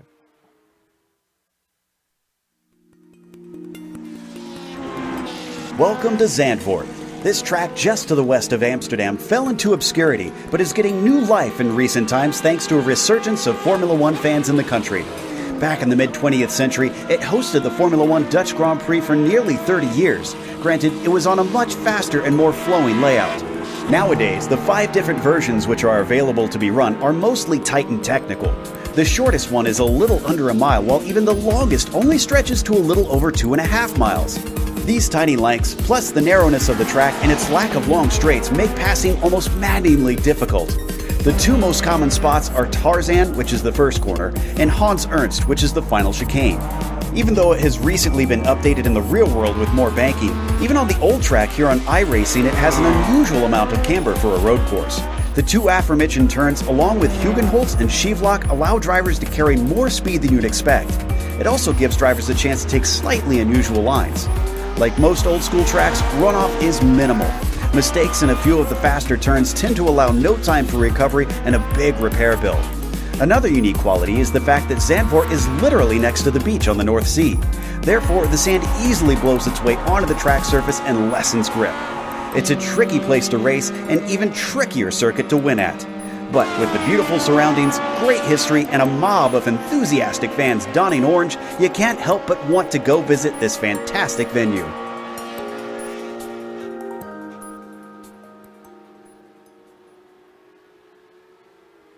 There you saw some great moments there from the Zandvoort track guide, but Michael, why don't you give us a brief refresher on this place?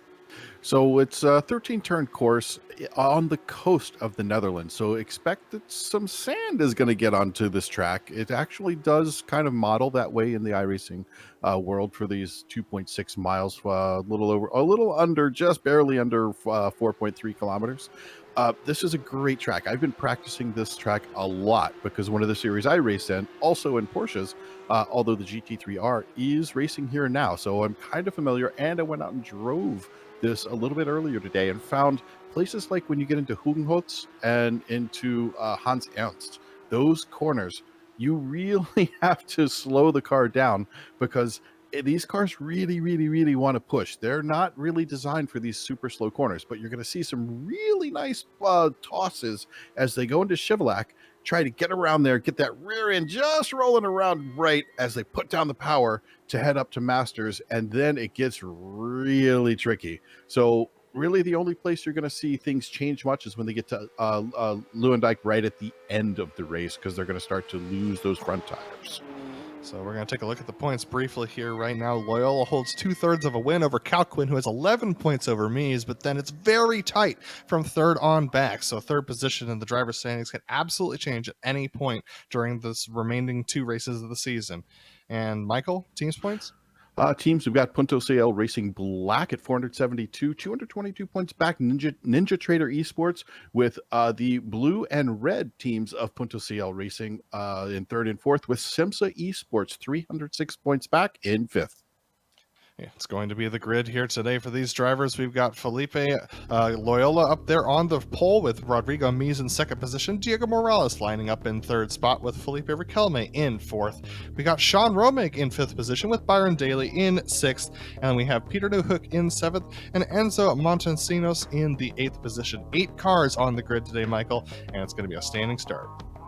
Yeah, this is going to be an exciting start because going down into Tarzan, I think it's appropriately named because you just throw the car in there and let forth a resounding yelp as you go in. So it feels like Tarzan as you try to head down there and make your way through it. These cars are going to understeer at the beginning of the race because they have no heat in these tires and not a lot to do.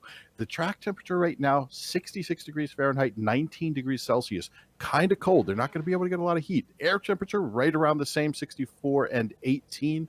Kind of light winds. This is going to be tough. This is going to be very tough. You're going to watch these guys struggle these cars for about a lap and a half. Absolutely. The hard banking for Tarzan is going to make this an interesting start for sure as we continue to see these drivers gridding up on for us. It's going to be an interesting race between 8 Porsches around here at Zandvoort. We could see the potential for some decent battles around here as the sweeping corners take them through here. But 15 seconds left to grid. Our leader jumps onto the grid. That leaves Morales and Montesinos in the back of the grid. Let's see whether he lines up. Looks like we have pretty much everybody here. I'm not sure Montesinos is going to make it. And the lights are out on the pace car, and here we go. Green flag running, and that's a great jump behind from Riquelme, who jumps into the third position as we see Mies trying to take the position over Loyola, or on the outside of Tarzan. Usually doesn't work on the first lap. Loyola with a nice braking job there, and Mies, and actually Riquelme gets squeezed out by Morales as they go. It's now Loyola, Mies, Morales, Riquelme. As we watch them coming into, so this corner looks a little bit different than you're used to if you watch the Formula One race here. Not quite as much banking as they had in the F1 race, but using plenty of that exit curbing, heading down. Well, we'll just call it a straight. It has bends through it, and these bends actually have names. But now we're going to get up to this really interesting point of going to Chevrolet. This is the one I was talking about, trying to get on the brakes, toss the car in, and watch it just slide through that corner. Sean Romig a little bit wide through Sheaflock now into Masters, one of the most challenging courses in racing. This sharp right-hander then takes you into a sweeping sweeping right-hander that then takes you into a sweeping left-hander. A really challenging drive for all these drivers as Loyola continues to lead Mies over Raquelme, who's now under pressure from Morales. As we watch him come down what used to be called the Audi S's, this is now called Hans Ernst Corner, or Hans Ernst Bocht, if I can try to do my best my best Dutch impression. Mine is German, sorry if I didn't get it quite right, but watching him coming out of the corners here, very nicely placed by everyone. This whole pack doing everything they can to keep these cars on track right now while they heat these tires up. A nice exit for Mies means that he's going to have a decent run onto the start-finish straight. If he can keep the tires from scrubbing too much, he's got about it even with Loyola, so unfortunately he's not going to have an opportunity at a move. But Raquelme might on Morales if he wants to take a deep into Tarzan. Looks like he's got to take a look himself. A little bit of nose front to rear contact, and there goes Morales off. Yeah, looks like Morales is going to have to bring up the back of the pack. But if it's anything like last week, we watched Morales have a bad incident early on and work his way back up to the front. As we watch one more time on the GSRC replay, coming around the final corner, just trying to get heat into those front tires. Great way to do it. Now it's under braking. Now the GT3R, you can wait until this last line. In this car, you have to brake about right there and just, overcooking it a tiny bit. Barely touches him. But with the way these cars are set up, it does not take much to just miss that braking point a little bit.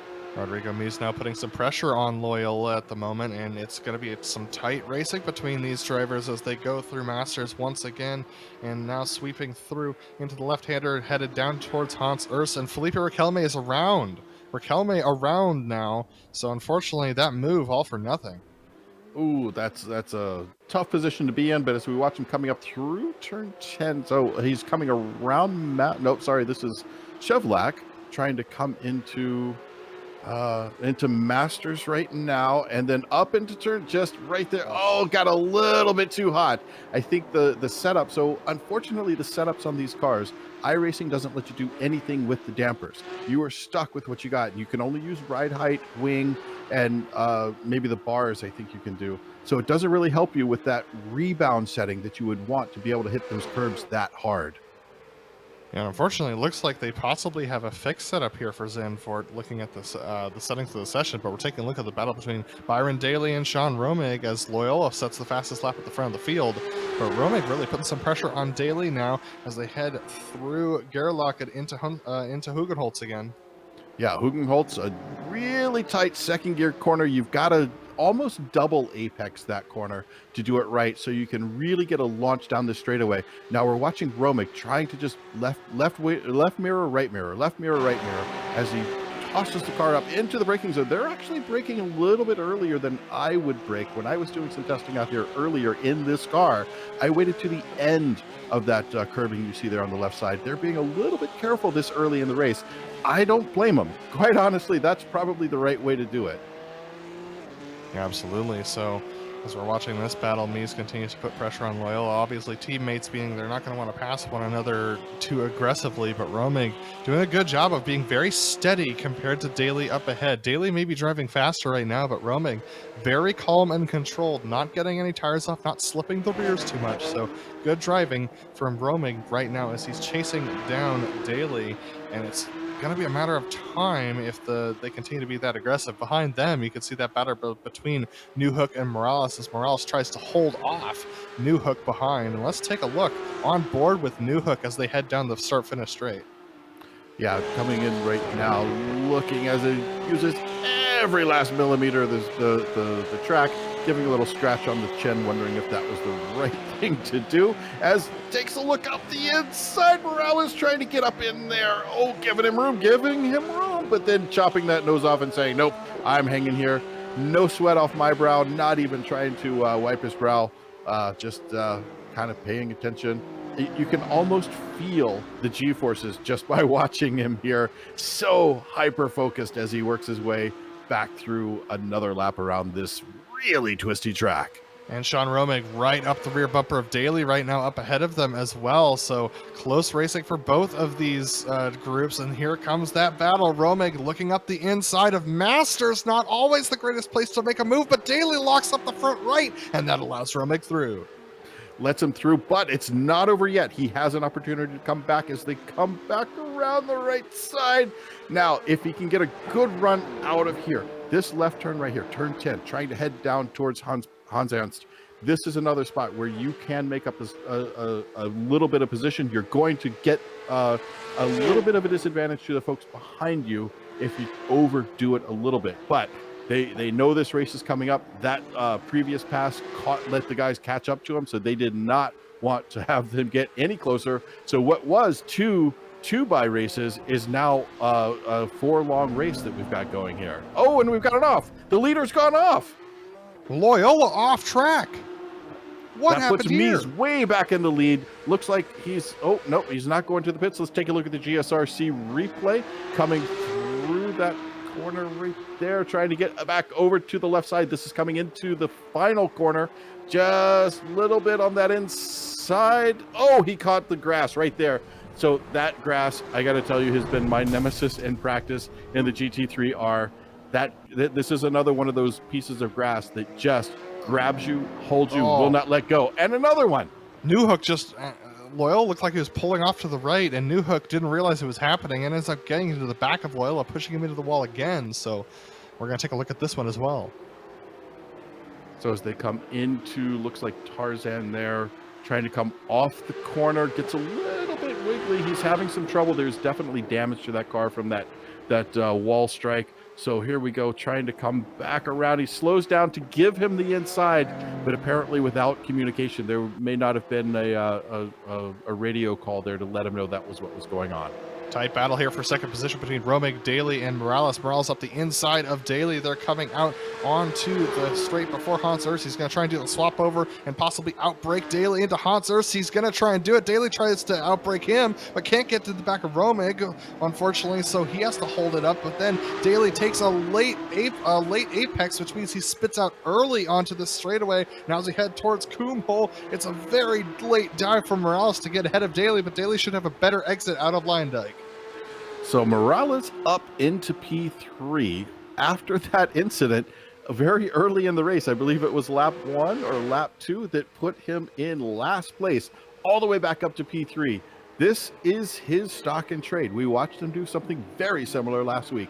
He really does a great job of recovering from mistakes. So I would really like to see a race where he doesn't make some little mistake or get taken out. I think he could really make a beautiful push for the top position. As we've got a pit, looks like we've got Loyola in the pit lane right now, taking a pit stop and probably also trying to get some of this damage repaired. Well, he didn't have a choice. He had a meatball flag, Michael. So Loyola in the pits for a meatball, unfortunately, means that he is well and truly out of this race.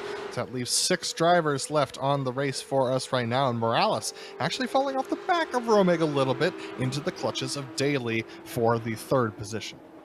Yeah, it happens sometimes if you start focusing on your mirror instead of what's ahead of you.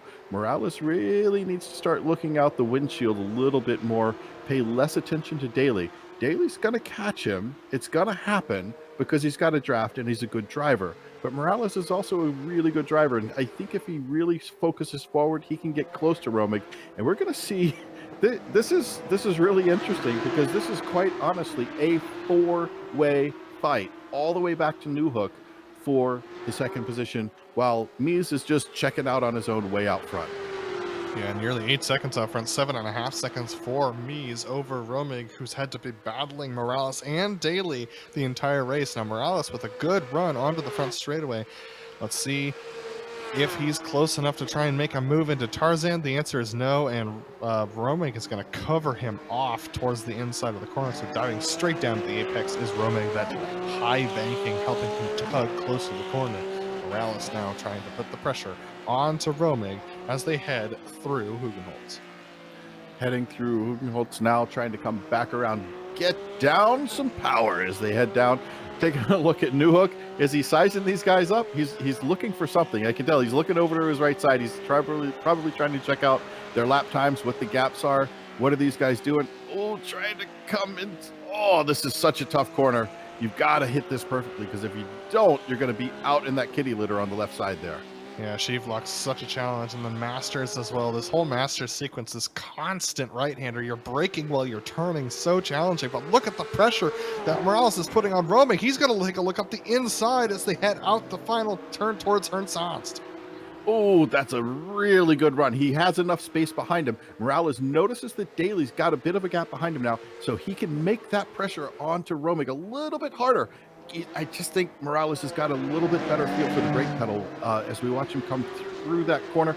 Now's when he's got to set it up. We're going to see a dive into Tarzan because Morales has been a little bit better on brakes every single lap. Last lap, he closed up a couple of tenths. Right now, he is so close. He's only 3/10 off of him. Can he get an overlap as they come out of the final corner towards the start-finish line? Is it going to happen going into Tarzan? Yeah, it's a nice late apex from Romick to try and get a little bit of speed, and that speed has held off Morales, who allows Romick to go to the apex. Romick a little bit off the apex there, so that allows Morales yet another look. Daly and Newhook have fallen off the back of this battle a little bit for these drivers. Morales, though, starting to show signs of front tire wear as well, as he missed the apex of Gerlach and Hugenholtz, but now heavy pressure as they go through Hunzerum, and now through Slotemaker, and then they're going to head towards Sheevlock. Sheevlock so challenging on the driver behind to try and hold the downforce, but Romig having a hard time sticking to the apex himself. Morales with a good run towards Masters. A little bit of an early apex for Romig. Is Morales going to try and send it up the inside here? He waits yet again, trying to set up the corner. Yeah, I'm curious to see what happens as they come through Slotemacher again, but he's got a really good run here. This is where he's better under braking, coming through there. But watch next time they come up to Slotemacher trying to head into Sheevlock. I think he might try to get a nose in there, but setting him up, coming into Hans Ernst, trying to set up. I think he's trying to fill the mirrors, get into his head. This is the time to play the mental game. We're 8 laps in. We're about a quarter of the way through here. It is time to really start making some head games with that driver in front of you. Absolutely 23 laps for this race they're running right now. So currently on lap 8 is our leader, who's well out ahead of these guys. These guys crossing line will be entering lap 8 themselves. Romig, Morales, Daly, Newhook, second, third, fourth, and fifth, with Raquelme starting to claw his way back, only 3 seconds back of Newhook for that 5th position. Checking out as Romig and Morales work their way through Tarzan. It's really a braking game right now. Look how close he's getting. Got great view from the tail of Romig's car. Every time we get up under braking, that's not just the accordion effect. He's actually closing up time. It's not just distance. You expect distance to be closed, of course. And here we come up into Chevrolet. Oh, and he's just so much tighter. Looks like Romick overran him just a little bit. Are we going to watch for can he make it into the left going through? Oh, no. Coming up into turn 9. Not quite going to make it this time around, but setting him up to get around to turn 10. Yeah, Morales looking up the inside there, but was just a little bit too far back to try and make a move. Now trying to do the over-under on Romick once again as they head out. The left-hander straight towards Hans Ernst. A little bit too far back to do anything, so Morales and Romick absolutely burning up their stuff doing this. I don't think anybody's expecting to take tires this time around in the pit stop, but these drivers really using all that they've got right now. Yeah, it takes too long here to get tires, and it's really not that much of a gain. All the testing that I've been doing in the GT3R, now I think there are different rules about tires and fuel at the same time with that car, but everything I've been watching, it doesn't really make sense. But trying to make a little bit of an offensive move. Romick trying to cover off that right side, not letting Morales get an easy view as they go into the braking zone for Tarzan, getting the car right down onto the apex. Looks like Morales is a little bit closer than Romick. Romick is feeling the pressure here. He is starting to miss these apexes a couple of laps in a row now. Yeah, it's important to remember Morales was last and spun on lap 2. So he's clawed his way back up to 3rd and wants that 2nd position. He was in a great spot to battle for the lead, but unfortunately has been trapped behind Romig after that spin. Romig really starting to struggle a little bit on the entrance to Sheevlock, but still managing to hit that apex after a little bit of a slide, a little clip of the grass there as they go through Masters. Starting to get that rear end poking out from Romig a tiny bit. Morales trying the over-under this time on the short shoot. He's going to try and duck it to the inside of Romig on the short shoot, coming through the left-hander. He's got it. He's got the overlap. Can he beat him into Masters? Oh, now both of them putting the power down, trying to head up toward Hans Ernst, and then we go into the braking zone, hard into the brakes. Oh, it looks like Morales is just in the bad position. Oh, Romig is able to cover it off, but he's in a disadvantaged position coming out of there. Still makes it, though. He's able to maintain momentum as we come up into this final corner complex, putting it just into the curbing on the inside, setting up for the final corner. Puts the power down, tries to use every inch of the track. Looks like Morales is using it a little bit better. Romig is playing a little bit more of a defensive game as we watch him show up towards the turn 1 braking zone. Fair fight from both of them through Masters and Hans Ernst. Great job from both to keep it respectful and clean. Romig leaving enough room. Morales ducking out of the battle before it became contact. This is great respectful driving from the two of them. Romig with a little bit of a clip at the inside curbing there through Gerlach. Now as they dive through Hugenholtz and up through Huntsering, it's going to be close for them as they head now towards Slotemacher.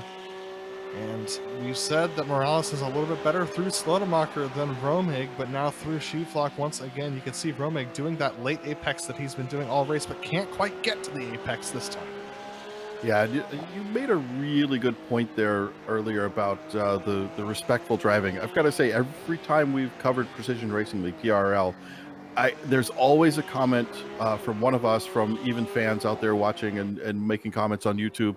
The driving here is absolutely top notch. I race in IMSA, I race in SRO, I race all over the world. These guys race as professionally as the people I race with in real life. I would go on track with any of these guys any day of the week. Absolutely, the PRL absolutely doing a great job. Doing a great job with their stewarding as well, to keep the racing clean, and it's been very effective, to be honest with you. There have been some incidents in the past, and they've been handled very professionally and respectfully, and that's what's kept the good drivers here and kept the bad apples out. And now look at this, Morales with a great run on Romig. Can he make it into Tarzan's stick? He's just a little bit too far back, but he's gonna make the time. This is Morales trying to force Romig into an error. He's got a better control of the brake pedal, and he's got a better exit coming out of Tarzan.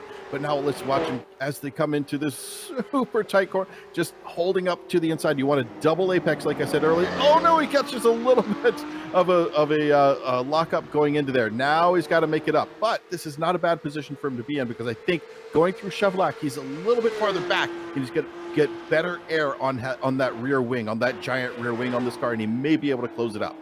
Riquelme has caught Peter Newhook for the 5th position, so Riquelme on his recovery drive is starting to progress himself, trying to get into that top 5 position. There you see Riquelme on the back of Newhook as they go through Masters.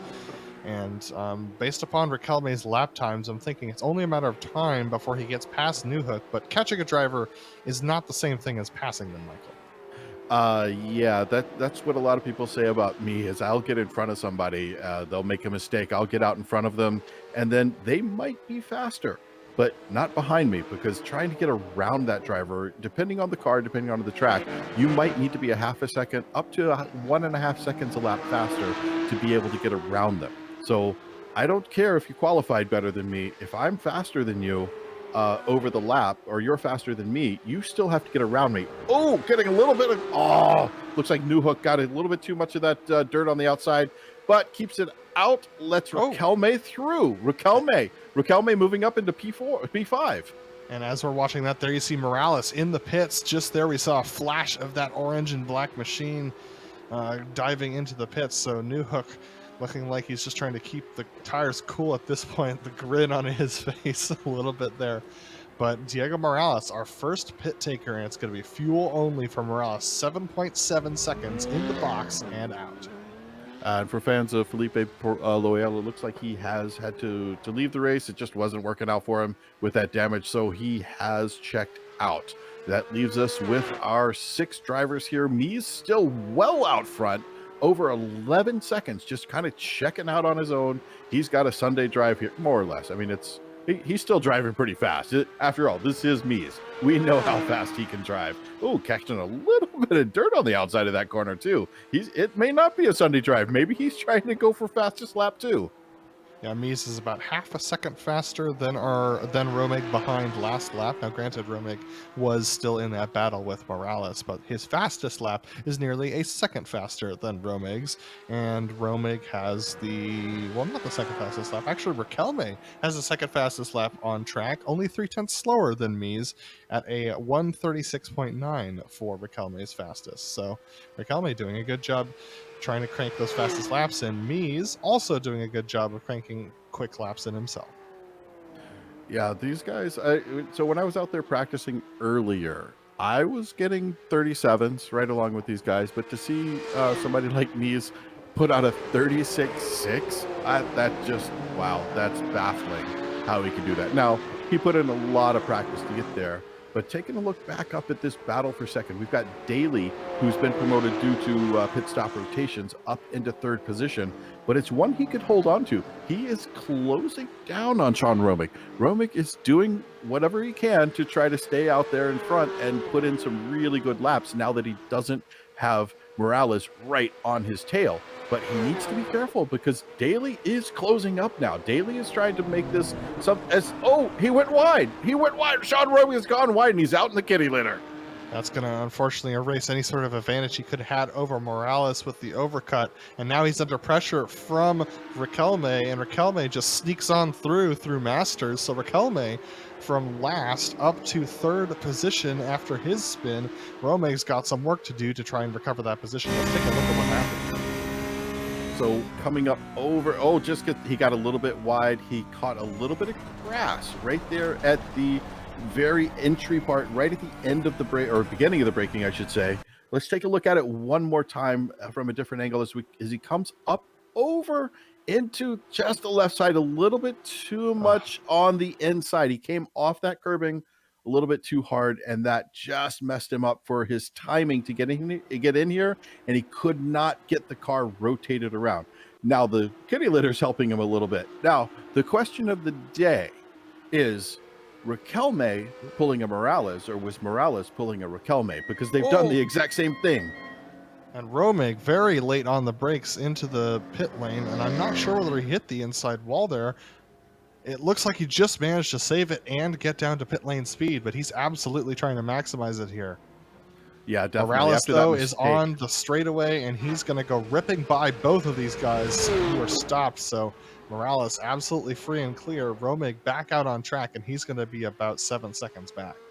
Yeah, Morales, his last lap was a 1:37.5, which is pretty well up there with some of the fastest laps he's been turning today. His fastest lap was a 1:37.1.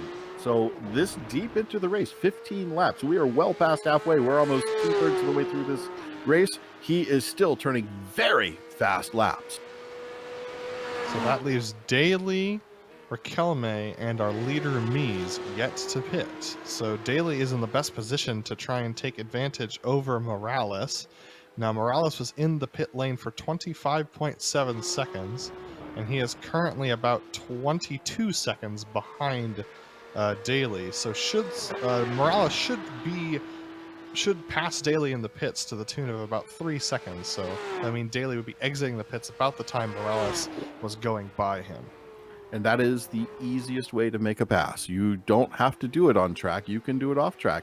And that's probably why we saw Morales decide to make that dive into the pit lane earlier on, because he knew he had the speed, and he knew that if he got into the pits and was 20 something seconds back, we're seeing about a 25, 26 second, maybe 27 seconds for these pit stops. He's in clean air. He's able to do what he wants. He can drive the laps he wants. He doesn't have to worry about somebody else around him. And that is exactly the place he needed to be to put those laps down and put him into this position to be able to pass Daly and Romig for that P2 position. Newhook with a great run on Romig onto the front straightaway. I'm not sure he's close enough to make a move at Tarzan. I don't think he is, but Newhook's definitely putting some pressure on Romig, and Romig just out of the pits himself with Newhook, not enjoying those old tires very much. Yeah, on this track with it being literally right on the beach, if we had a view from the blimp that you could see where, oh, yep, going a little bit wide there, tried to get a little bit too late. He was doing a nice job closing up that gap. Now he's going to have to do it all over again. But like I was saying, this track is right on the beach. And I think iRacing's done a really good job of showing how the tire wear can happen here when you've got all that sand blowing up. Yep, there it is. Beautiful shot. That is ocean. That is the beach. And that sand just blows up onto this track and helps to eat away the layers of the tire. You get such great tire wear. Great as in bad. Too much tire wear at this track. As we watch here is Newhook trying to make every inch count on this track, putting the power down. He needs to catch back up. Oh, that's Mies coming in for his pit stop. So Mies should be well free and clear of the other drivers who have pit, as Riquelme also comes into the pits. So Riquelme taking a bite as well. So Mies in the box. Let's see how long he stays stopped. Now this is a little interesting. Mies in for 11 seconds, 12 seconds. This is the longest stop we've seen. Did Mies take a penalty? This could put... Mies has... I think he has a stop. I think he sped in pit lane. He might have sped. He's got a penalty.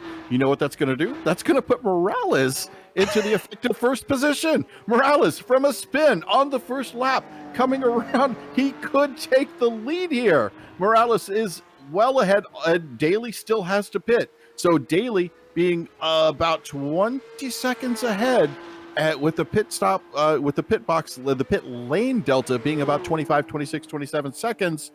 This is going to put Morales into the lead. So from a spin on lap 1 to the lead with 7 to go. Well, not quite yet to the lead, unfortunately, because Daly's still out there. But it will be the lead once Daly pits. Now, Daly, I believe, will have to come in this time based upon the size of their fuel tanks. So we'll see whether or not Daly comes in, and that would put there's Mies back out on track after a 48-second stop. That is a speeding penalty. Yeah, that had to be a speeding penalty if you add it up Daly's together. in. That's going to be, yep, looks like Daly's coming in on this. Yep, there he goes. Did he bounce off the wall there? It was close. This is a really tough pit entry, though, and that was a nice, fast entry right up to the cone. But taking a look at him trundling down at the what feels like walking pace speed limit, and looks like Morales is going to pass him. Past start finish, heading down towards the Tarzan corner. Last to first challenge is Diego Morales. Now granted, it's a smaller field, but still, that's very impressive stuff considering the speed and pace of these drivers who've been driving around this track for quite a while. But take a look at this battle. Daly on Riquelme for second. Yeah, Riquelme also doing his own version of the last to first challenge. He's got a bit of a fight ahead of him. Well, he's got one behind him, if we're honest, but he's got to catch up to Morales to make that back to front challenge. You know what would be really interesting, though, is to watch Riquelme catch up to Morales, and then those two just slug it out and be a 10th off of each other. I don't care which one of them takes the first spot. It would be a brilliant race to watch those two just slug it out right at the end. Yeah, and Riquelme's absolutely pushing. He realizes his opportunity for a win is here, but 5 seconds is a long time to make up in the tune of 5.5 laps as we ride on board with Daly looking up at Riquelme. Daly just can't get the car to the apex, trying to push as hard as he can to close that gap to Riquelme, but Riquelme pushing very hard to close the gap to Morales. The gap still holding up around 5 seconds from Riquelme to Morales. Between Daly and Riquelme, though, about 8/10. Yep, 8/10 right there. But what's happening with Daly is he's just got some tire wear on the front. The fronts wear out very quickly at this track on these cars, and you just don't have enough wing to make up for it. So trying to hit his marks is tough because he's in a draft, so he's got less wing available to him because, well, less air available to go over the wing, and his tires are starting to wear out. But Riquelme down to 4.8 seconds off of Morales. This would be a Herculean feat, but you know, Riquelme, I don't put it beyond him. We watched him do some amazing stuff. I think it was Spa, where he just closed up a giant gap in just a couple of laps. And yeah, that also means Morales has to make some perfect laps here himself. I think maybe all of his mistakes are out of the way, but we'll see as this race has 5 laps to go.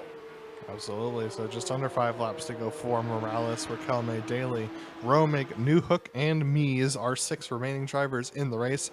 Loyola, unfortunately, getting a meatball flag and having to come to the pits and is out of the race, as we see Daly still putting the pressure onto Riquelme right now. So good driving from Daly to get to cling to the back of Riquelme, but unfortunately the gap not closing at all, really, between Morales and Riquelme.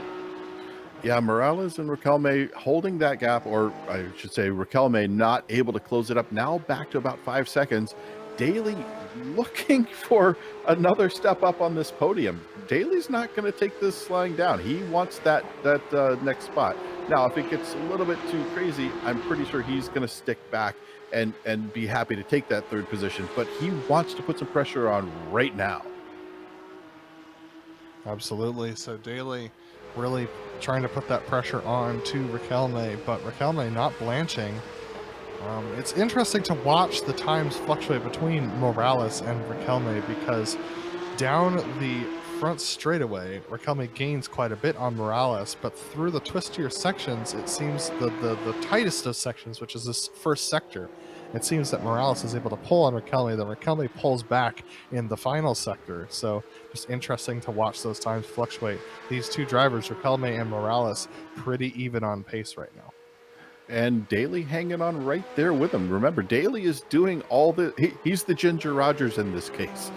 He's doing it in heels and backwards. So he's really holding on to the back of Riquelme, doing everything he can to keep that car on track, taking a little bit of grass there. That spot of grass is okay, but as we come to turn 9 right here, just trying to close it up, get in a little bit tighter, using the track a little bit better, getting a wiggle out of the car. I think he was on the throttle just a tiny bit too soon.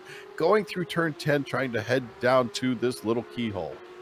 Absolutely. And honestly, these drivers are driving to the maximum of their ability, and no one's able to close on anyone else. It's really fun to watch. These drivers really equal on pace. Morales, Riquelme, and Daly. Makes me wish that they were all nose to tail like we see Riquelme and Daly are, because that would be an interesting battle for sure. The double draft that you get for being 3rd definitely affects you, but Diego Morales will cross the line and have 3 to go. I think Morales is probably happy there's a 5-second gap. We might like it as the people watching this race, but I think Morales is very happy to be 4.7, 4.8 seconds, like you were saying.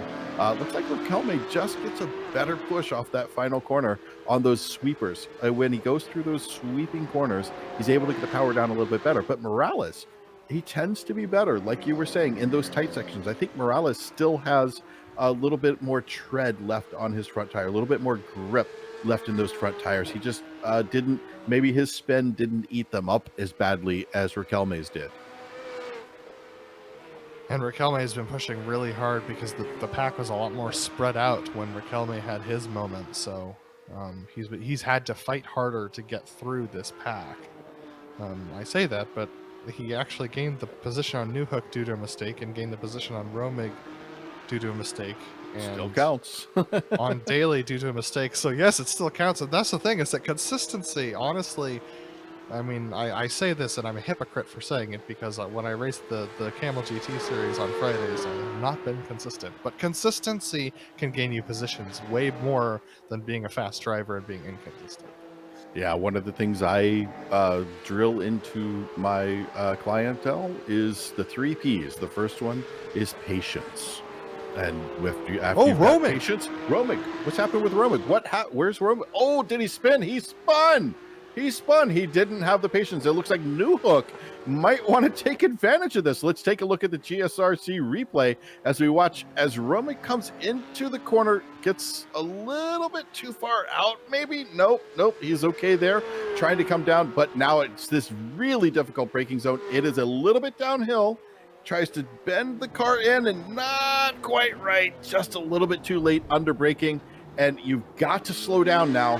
He cannot get directly back on the power because that does give you a cut-through penalty, which bleeds off very quickly. but you don't want to get caught with it when you get to start finish. Yeah, I wonder whether or not Romig was adjusting the brake bias forward, as when you get later on in the race, the rear end does tend to want to swap around on you. So that yeah, could especially be, with these cars. absolutely. So he was probably adjusting the brake bias forward and probably put it one tick too far.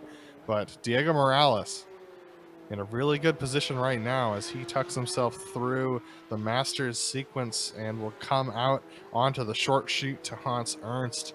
Morales has been really, I mean, I would say the class of the field, but he had to fight with all of the drivers tucked in behind him as well today. He had to climb from last to first over the course of this race. Mies making his mistake in the pits. Morales, he just got sent around, you know, at the end of the first lap, and so now we have Diego Morales up in front of all of these drivers that he has passed on merit or in the pits. Morales coming out of the final corner to take the white flag lap this time.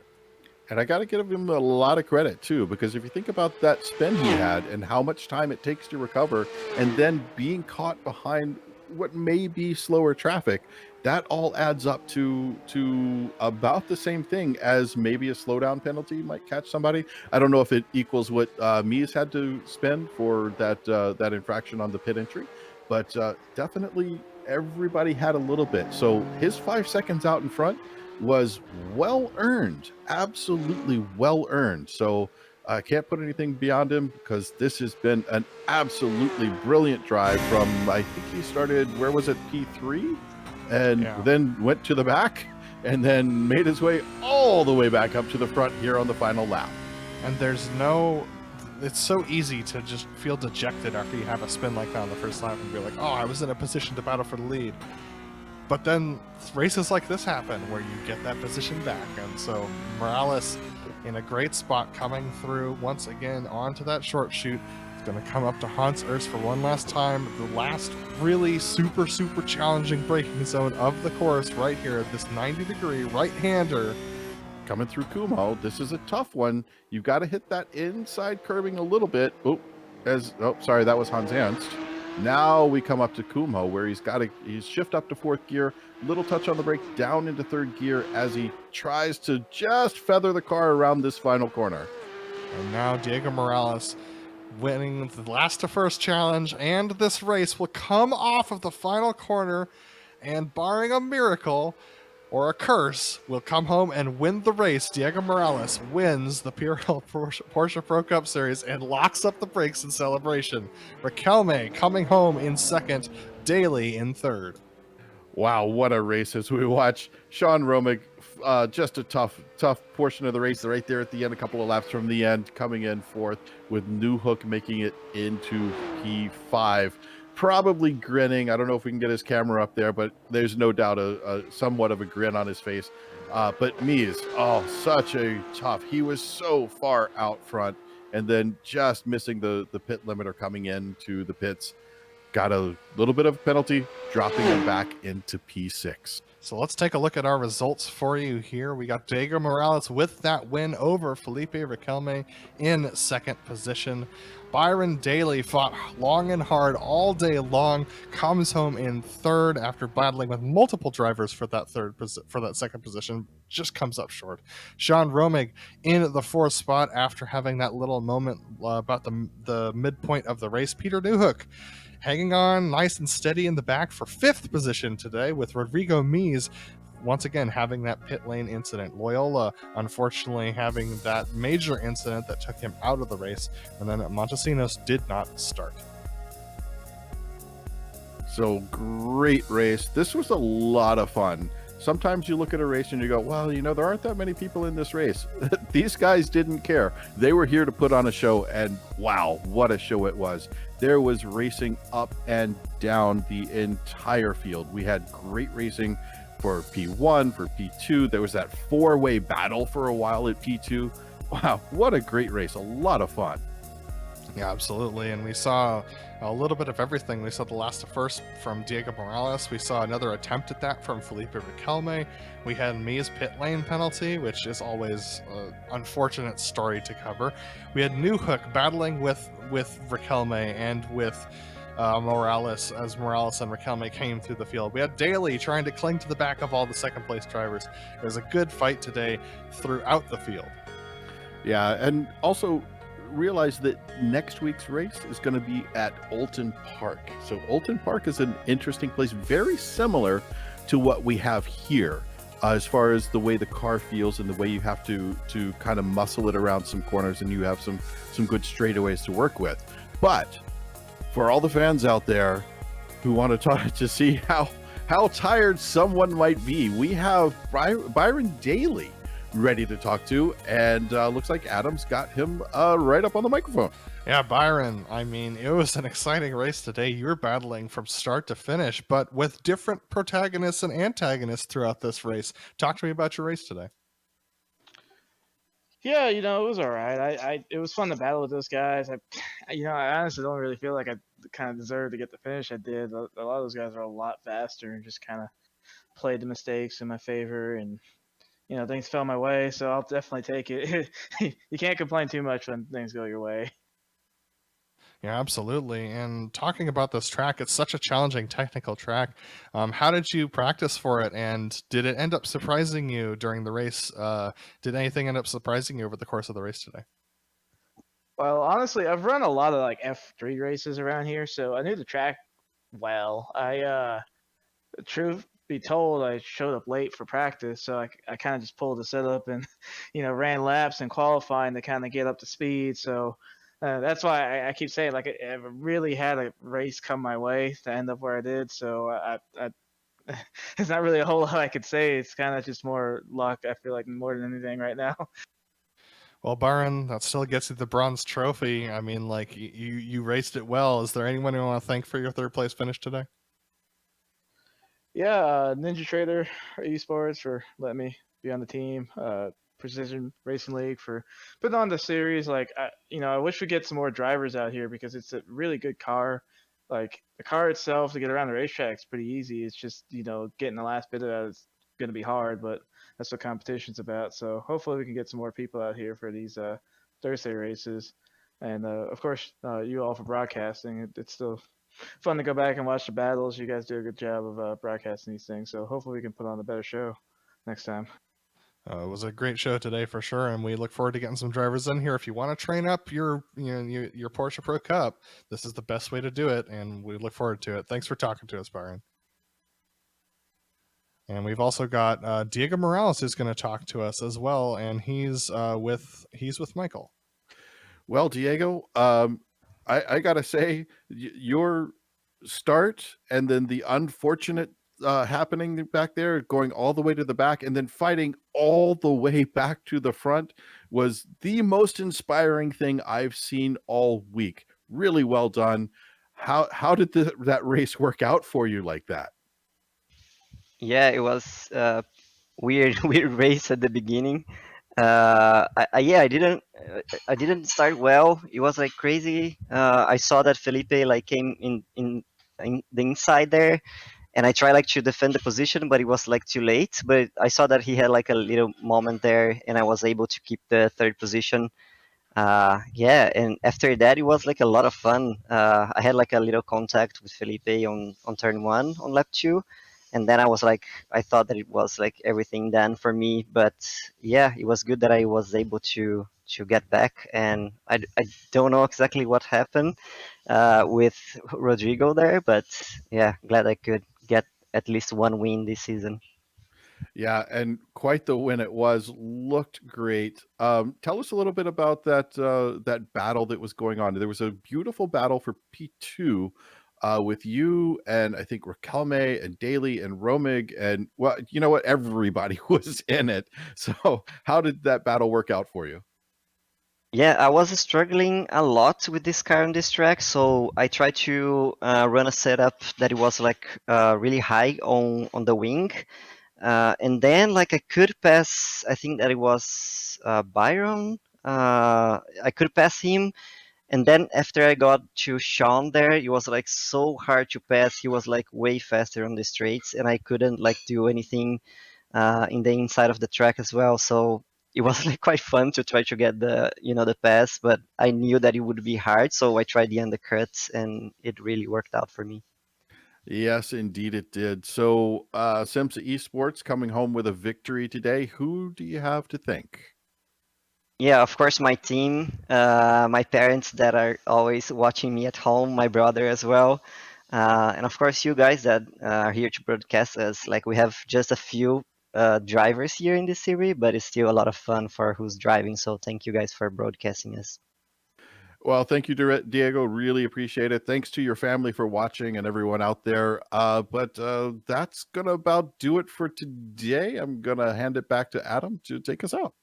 Absolutely, that is going to finish us out for today. We want to give a big thank you to the sponsors of the series.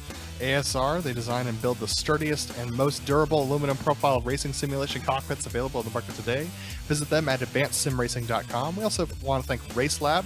Helps you to improve your driving skills. Start using it now for free at racelab.app. ButtKicker, feel what you've been missing at thebuttkicker.com. NinjaTrader, visit ninjatrader.com and get started with a risk-free trading simulator to start tracking your performance. And all follow the Majors Garage, free Baseline Plus setups, affordable monthly subscriptions, telemetry, coaching, and more, all at 10% off by simply clicking on our link in the description below. Thanks to the companies that provide the software and hardware for our broadcast that are listed here on your screen, and additional thanks to June Lalonde, who provides our wonderful music. Check out her Bandcamp for more awesome work. Thanks to the team today, Michael, Joe, and Dougie. You can find out more information about GSRC at globalsimracingchannel.com or through our social media. Also, please check out our merchandise store at gsrc.storeenvy.com. We keep a link in the description below.